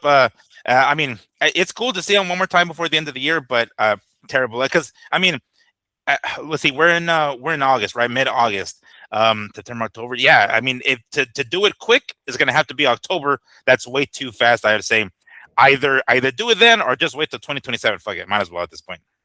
Yeah, no, if it's going to be in December, hopefully David's walking to the arena that they're putting it in. Right. All right. Anything else? Be like Raleigh Romero. Remember he took the taxi cab? That was pretty cool. Yeah, they did it. And didn't they have to walk anyway? Like they had to walk a certain amount. Like I remember hearing something about maybe even Ryan Garcia like having to walk to that damn Batmobile or whatever it is that he was driving. It was a disaster. Yeah. That's oh shit.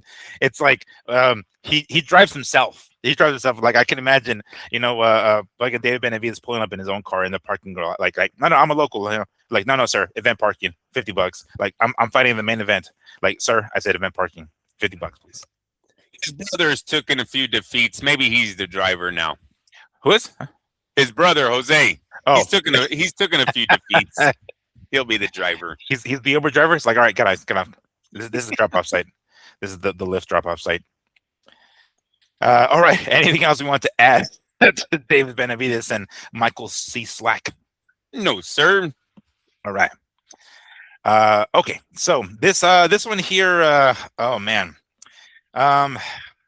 If you guys watched the Claressa Shields card earlier this weekend, I'm pulling it up right now. Actually, on my DAZN app right now. The undercard was bad. It was really bad. This is one of the other things that one of the other bones that I have to pick with DAZN. I know that Claressa is the GOAT, right? That's what they call her, the greatest woman of all time, and rightfully so. Her accomplishments have been repeated many times over, not just Olympics, but also professional and undefeated. She even has a difficult life story on top of everything else. So for her to have made it here is awesome. And main eventing a card in Atlanta this past Saturday. The arena wasn't totally sold out, but it looked pretty damn full, right? There was plenty of people there. Hell, they had Floyd Mayweather there. They had Shakur Stevenson. They had Terrence Crawford, amongst others. And amongst others, I'm referring to fighters in the ring. One, Ray J versus Orlando Brown. That's just one of the few fights that were just. If you guys saw any of the posts online, people reacting to them, like, what the hell is this? What in the motherfucker is this? So, I know DAZN sometimes you would think with all the damn promoters under one umbrella that their schedule, their calendar will be stacked with fights of those, high caliber guys to put in co-main events, more recognizable names and fill out undercards. I don't know if they just thought this would bring more eyeballs to this fight here with Clarissa and Scott, her opponent. The Orlando Browns and the Ray Jays, and there's this other fight that I'm not even remembering right now, like two humongous fat dudes swinging. It was just terrible. It was basically a super heavyweight tough man contest, to steal your words, Andrew, because you've used that phrase a few times. I'm sure you caught some of the highlights. We were texting, Anthony was texting us as well. This was just bad, for as much of a elite boxer that Clarissa is, to have the undercard filled with this kind of crap.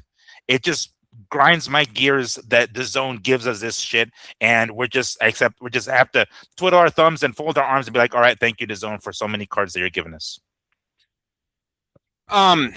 Yes, I was shocked when I when I realized I think it was Ochoa that told me too that the fight was actually the undercard to Clarissa Shields, the Orlando Brown and Ray J is his name. I was calling him, I think, RJ. His name is Ray J. My bad. Close enough. Yeah, whatever. He makes headphones now. He used to be somebody. He makes headphones now, like earbuds. FYI. Very nice. I was shocked when I heard it was the undercard, dude. Yeah, look, I thought Clarissa took her, and I'm not knocking her. She did sell out. What I read is it was a sellout. Okay. And that's not the first time she's done that. I don't know how they're doing it, but hats off to, who is it? Salida? Is her Salida Promotions? Salita Promotions. Shout out to them for however they're getting it done. They're getting it done, right? Clarissa's declarated. She's been on many platforms. Had many fights, MMA on major platforms, boxing on major platforms, 2-time gold-winning Olympian. She is the real deal. They go to see her. But this is also, what I just call him, Ray J's second fight on one of these things. So who's watching them? Because somebody is. Right? Miguel, I don't know if you know how,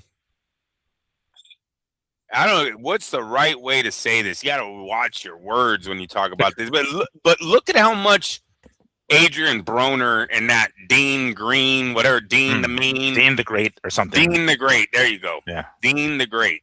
Look how much they're racking in right now.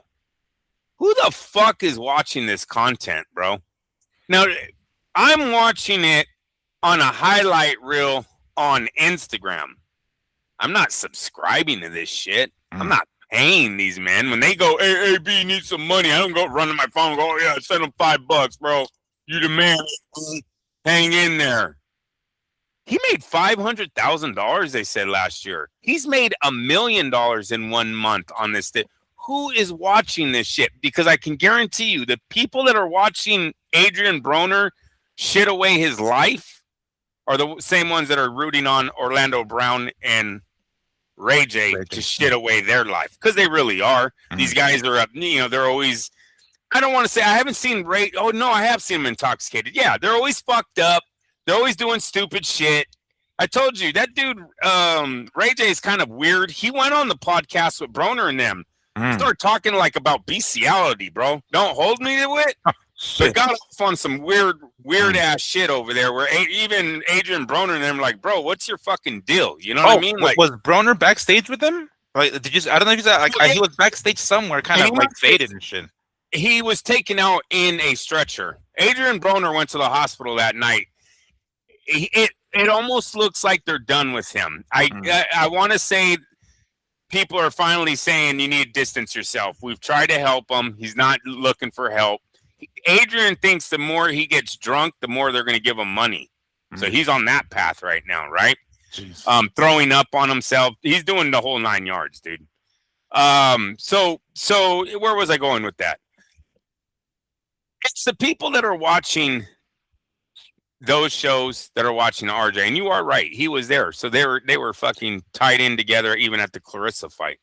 You have Floyd and Terrence videotaping the shit. So what does that do? That solidifies to all the young people out there watching it that it's cool, because you got Floyd and Terrence. They're videotaping it. Must be something, right? Yeah. They're laughing. They're joking about it. That's like credibility. There you go. Yeah. So somebody's watching this shit, dude.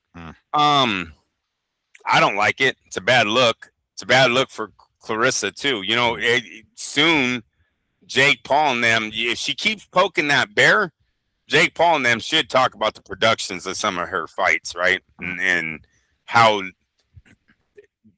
B-sided it really. You seem like the A side. You like to say you're the A side with all this GOAT talk, but really, what's your production look like? Where are your weigh-ins at?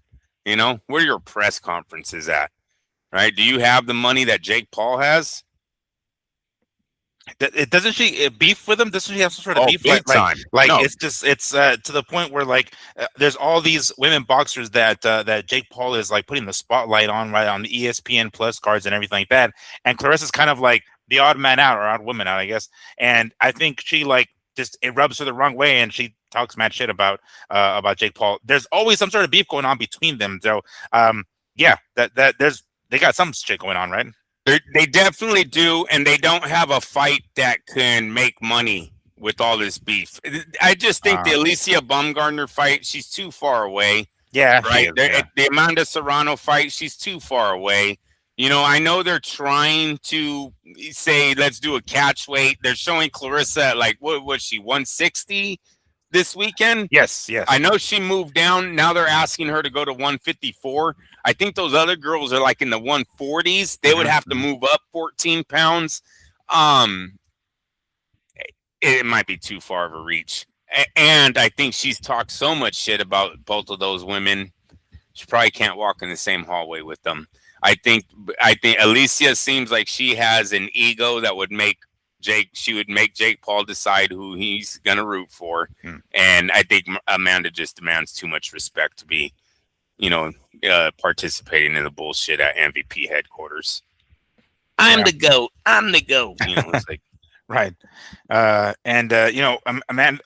Amanda Serrano with hers, like our multiple weight classes she's had, the championship ad is like, no, I'm the GOAT. No, look, I have the chain, I have the emblem, so I must be the GOAT. But oh man, I was looking for the undercard. It was one of the undercard fights that was just terrible. Two humongous fat dudes just kind of flopping all over the place, swinging left and right, running out of gas. It was just bad. It's a bad look. She being Clarissa wants us to look at her like the elite, top notch of boxing in general, but specifically women. You can't be having these kind of people on your undercard. Sorry, maybe you can't control the undercard so much. Fine, but at least talk to your promoter or something. Like, make sure that we don't have this bullshit. If you're gonna be up there and we're gonna put you on the pedestal as like elite, we're gonna have a much better undercard than this crap. I'm sure there's plenty of other fighters that will be willing to throw down on your card that will be much better level, higher level than what we saw. We don't need this celebrity boxing, especially under the GOAT's undercard. To their defense, and I'm not talking shit, I'm talking facts here. Zuffa has shown maybe a few notches above what DAZN puts on, but very tough manish in itself. And why I say that is maybe that's just the bottom of the barrel. Maybe Zuffa has consumed so much of the middle guy, right? That they're only scraping from the bottom now. DAZN, and can you imagine all the trying to get a card put together when everyone knows Zuffa's paying what 25,000 just for you to sign a contract over there? Doesn't mean you'll be able to stay with them, Right. but at least that first fight you get 25K out the gate, right? There's no way Salida Promotions is paying 25,000 out the gate when they're paying Clarissa so much. The ticket prices are limited because it's Clarissa Shields. It's not Floyd Mayweather. You know what I'm saying? So we could be seeing the effects of one Zuffa company that we kind of said was going to kill the small fish. That is one of the promotional companies that are the smaller fish in the pond. So we might be seeing that now, right? That's because it looks like it is. If you have any type of skill, right? If you're 14-1, 10-0, 8-0, you're kind of going over to Zuffa and getting the 25,000 out the gate, right? Yeah, that's how you're going to start your career. I think it's. I haven't looked at contracts, so I'm not. I guess I can't even say that, but I see that's where a lot of your younger talent, not untalented. What's when they're not found, right? A lot of your younger prospects are going to be heading over to Zuffa headquarters just to see if they can get a contract. Like undiscovered guys before they're just hanging out at some gym that you're going to be able to walk in and go, hey, can I sign you? And those days are very limited now. Damn. So yeah, that is yet another bone to pick with some of the stuff. And I mean, we're starting to see, as Andrew, you mentioned, the effects, right? The leftovers. It's possible that's what we're seeing now. Now, granted, at least that's not RJ, Ray J, and fucking Orlando Brown. That was just a damn fucking circus act right there, right? Orlando Brown. Did you see the picture of Ray J? Crying. Yeah, he was on his knees crying. Yeah, and then like, I did see that. And full breasts, bro. That was so weird. I know there's some guys out, but he looked like he had a legit rack on him. I was like, dude, what? This is so gross. It's like man. Your next sponsor should be Victoria's Secret because you got a solid B rack right there, homie. You got like a B cup, homie. TS bras. There you go, bro. Right. Do they have a section for that? I know I shouldn't be talking like that, but if they don't, Orlando Brown. Right. Ray J, he makes earbuds. Can you make bras now? Can you start Ray J's Secret? Make some lingerie for this gentleman. Yeah, I did see that. It was funny because that picture was like kind of like down from the bottom of the ring, kind of between the ropes, and you can see Orlando Brown in the back, kind of just like waving it off. And if you guys have seen any of the posts online and the comments. Oh gosh, these guys really these comments are laying it on thick. I saw one that said like it looks like these guys started training for this fight yesterday, something like that. That should have me rolling. But man, it was bad. It's a nasty smear on what was supposed to have been another crowning achievement, regaining the middleweight championship for Clarissa Shields. It just taints it, to some degree. It literally is only playing to one crowd. It literally is. It's the people that are watching AB right now play suicide on social media. Oh man, have you seen that? Geez, he looks so terrible. I didn't know that when you told me that about him being like taken from the arena in a stretcher or an ambulance or whatever it was. I had never seen that. I didn't know about that part. I just know that he was in the locker room somewhere and he looked faded as shit and he was like very slow to answer something like that, like very toasty already. You know what it was, Miguel? I think that's his first day out of the hospital. Fight. I think it's before the fight. He's on a live. They're in a live, and he gets wheeled out. They try to block it too. They try to put a cover up on that Dean guy, but I guess you can catch AB behind the ring getting wheeled out on a stretcher. And he was drunk, and then they got a hot mic where they're saying he's drunk. The guy needs to stop drinking. Blah blah blah. And so I believe that fight is actually him coming back out of the hospital. So that's why he still looks groggy, probably though. you know. I remember hearing something about the commentating as well. I didn't watch the fight because I was watching the UFC card at a Dave and Buster's, but I heard that the commentating was like, "What is this?" You know, like they even them saying that stuff, like something along those lines of them just like not even really sure how to describe the action that they were seeing in the ring. I don't know who was the official play-by-play or the guys on the mic, but it's from what I've read, it seemed as though even they were like, I don't know. I just work here, guys. I'm gonna have to call it. Yeah, no, it's something they have to improve on. Now, the circus clown shows, I don't think are going anywhere until people stop watching them. But it's more about the undercard where it's no names that even look like they don't know how to fight. That's what they gotta try to get rid of. They have to find a way to make it look more legit. Yes, when I watched Orlando Brown versus RJ, Ray J, geez, Ray J, I should just call him Kim K. Then it won't be I'm not expecting to watch boxing from that. I'm expecting to watch two dipshits beat their ass, which they didn't do either. They don't even do a good job of doing that. Right, exactly. I think I've watched this guy's highlights twice. I haven't seen him throw a legit punch. I haven't seen him take a legit punch. The knockout that he had in the MMA was whack as fuck. You know what I'm saying? And then this fight, for what I did see, just nothing legit coming out of him. So screw those two guys. That's all for the circus act audience that likes watching that kind of stuff. It's more about the rest of the card they need to improve on, you know? So that's all I have on that. All right.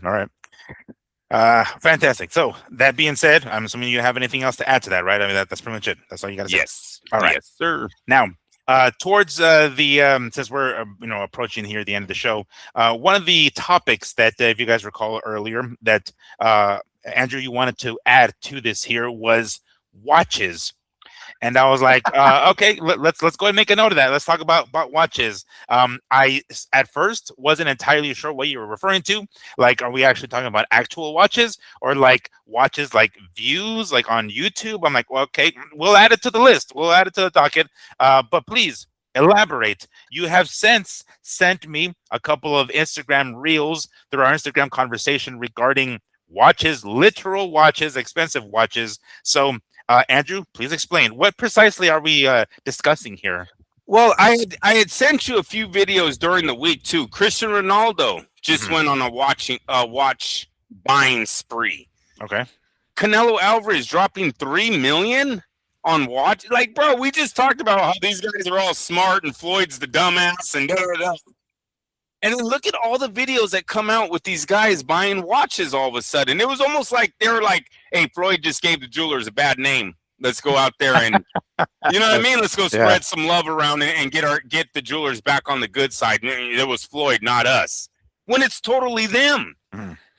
What makes a person think he has to spend $3 million on a fucking thing that's on your phone? Oh my gosh, I'm looking at some of these right now. $445,000, $438,000.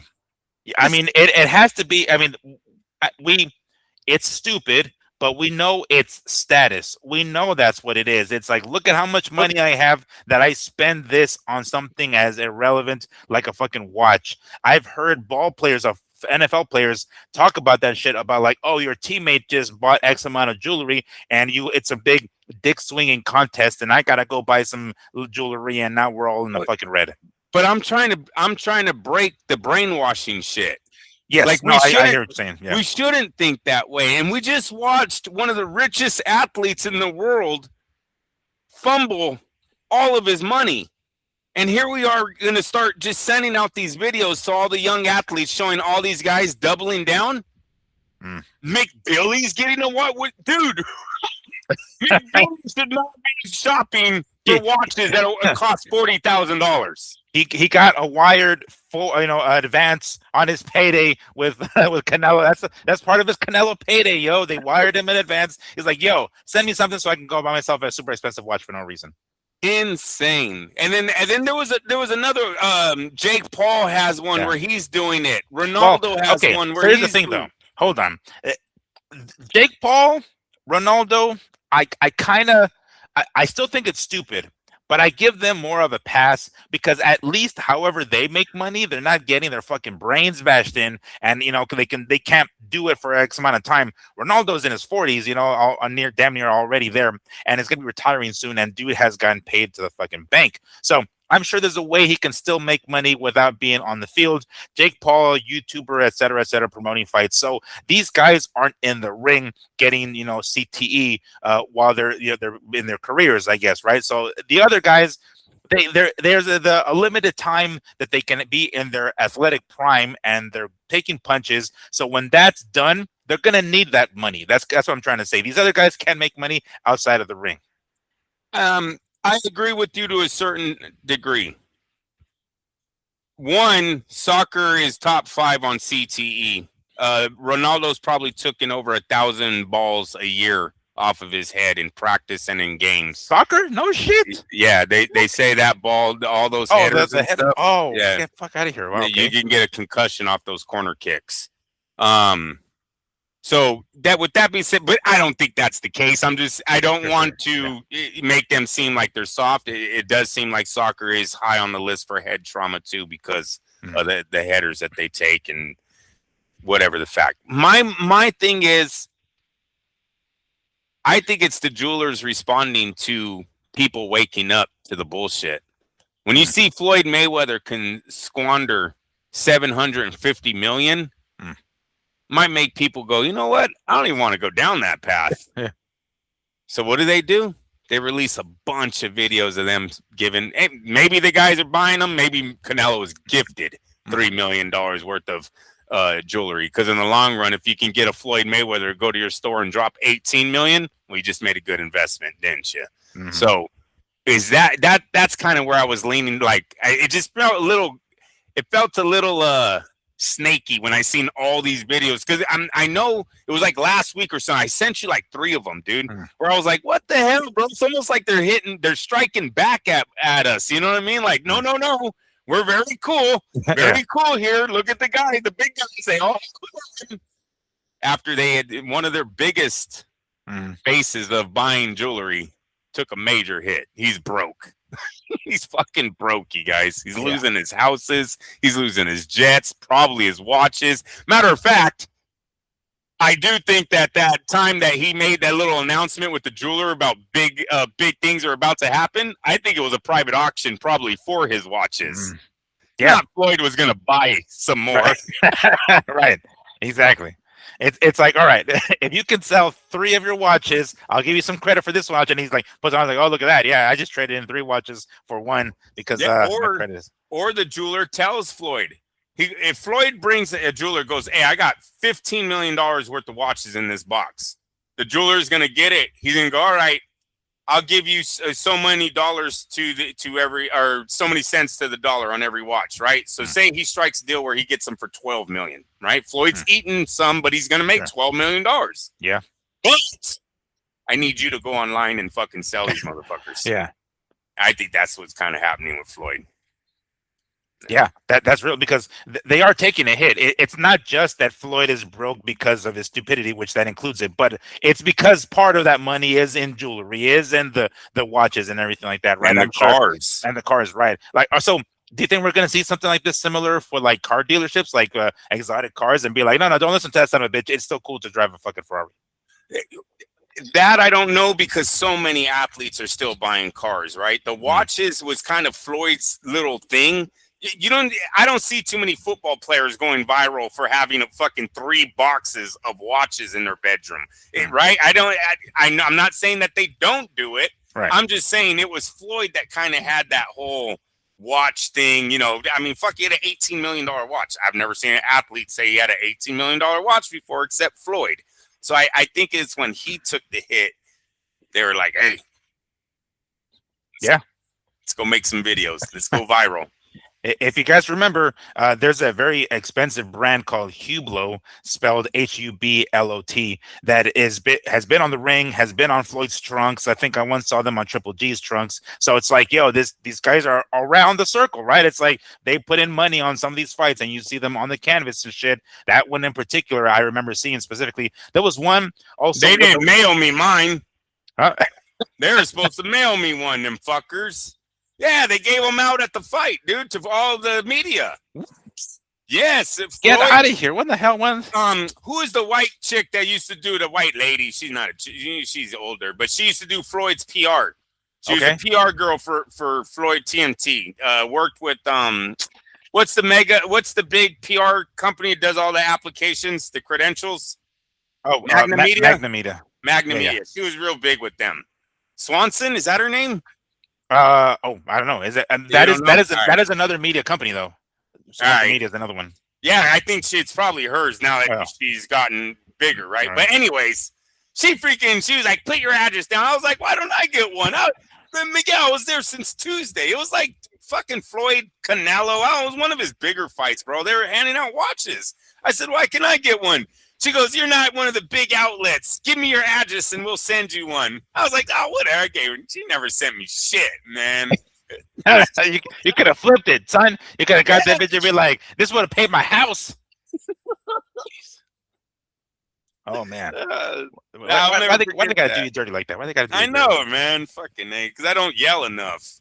Oh, that's what it is. Okay, gotcha. You just I don't.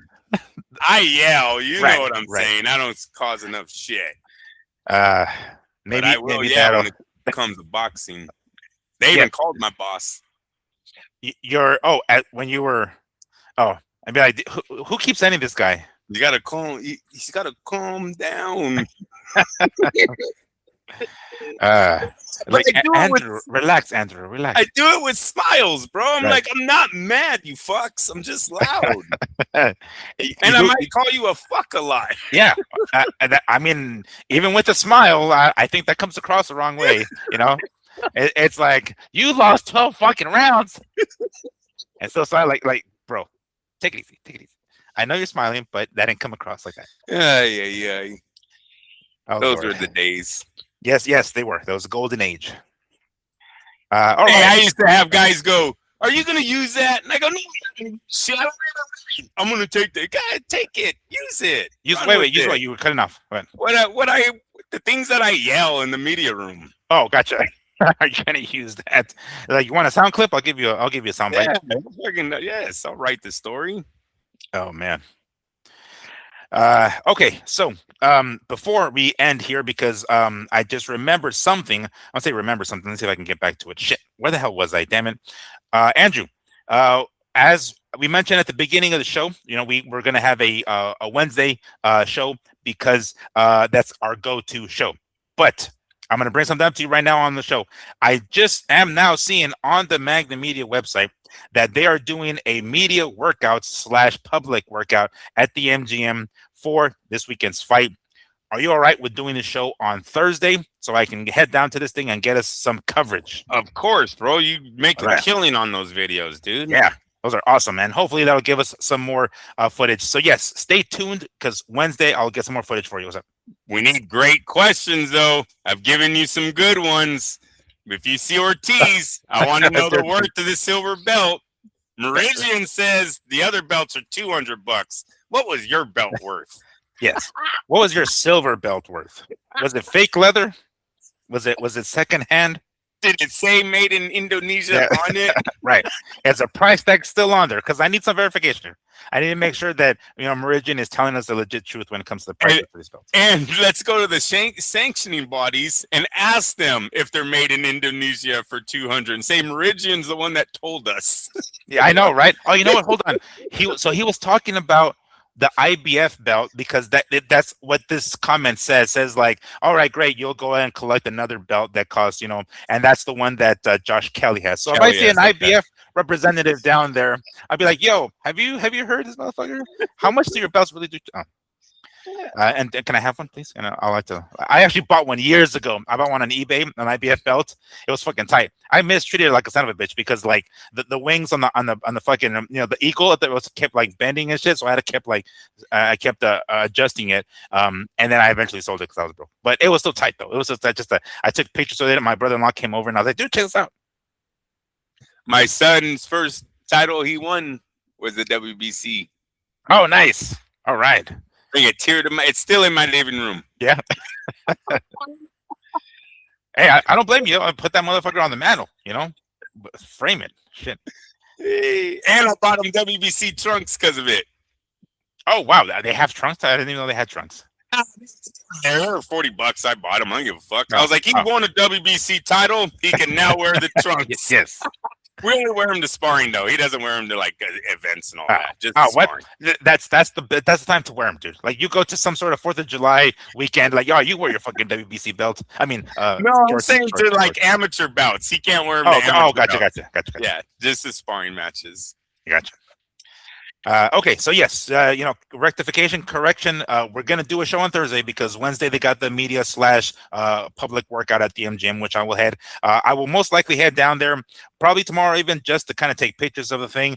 But I will make sure to get something for you guys on Wednesday because I pulled it up here to see like what the schedule was. I guess they're not gonna do that. They don't do it anymore. Like the whole grand arrival, they don't seem to do that anymore. Apparently, now it's just the media / public workout, and then the press conference that I can't go to, and then the weigh-ins, of course. But I can't go to the weigh-ins, but chances are I'll make it to this thing on Wednesday, so we'll get that for you. All right. Okay, cool. Anything else you want to add to this, Andrew, before we call it a show? That's it. All right, fantastic. So we will see you guys on Thursday again, but keep your eyes out on our YouTube channel because I'm going to be posting whatever it is I'm able to get from the public workout that will be on Wednesday. All right, so until then, for my co-host, Andrew, don't get it twisted, Lapache, I am Miguel Antonio Barragan, a.k.a. Fight Fiend Miggs, and this has been the Mad Boxing Show. Thank you so much for joining us. Take care. We'll see you guys on Thursday. Peace.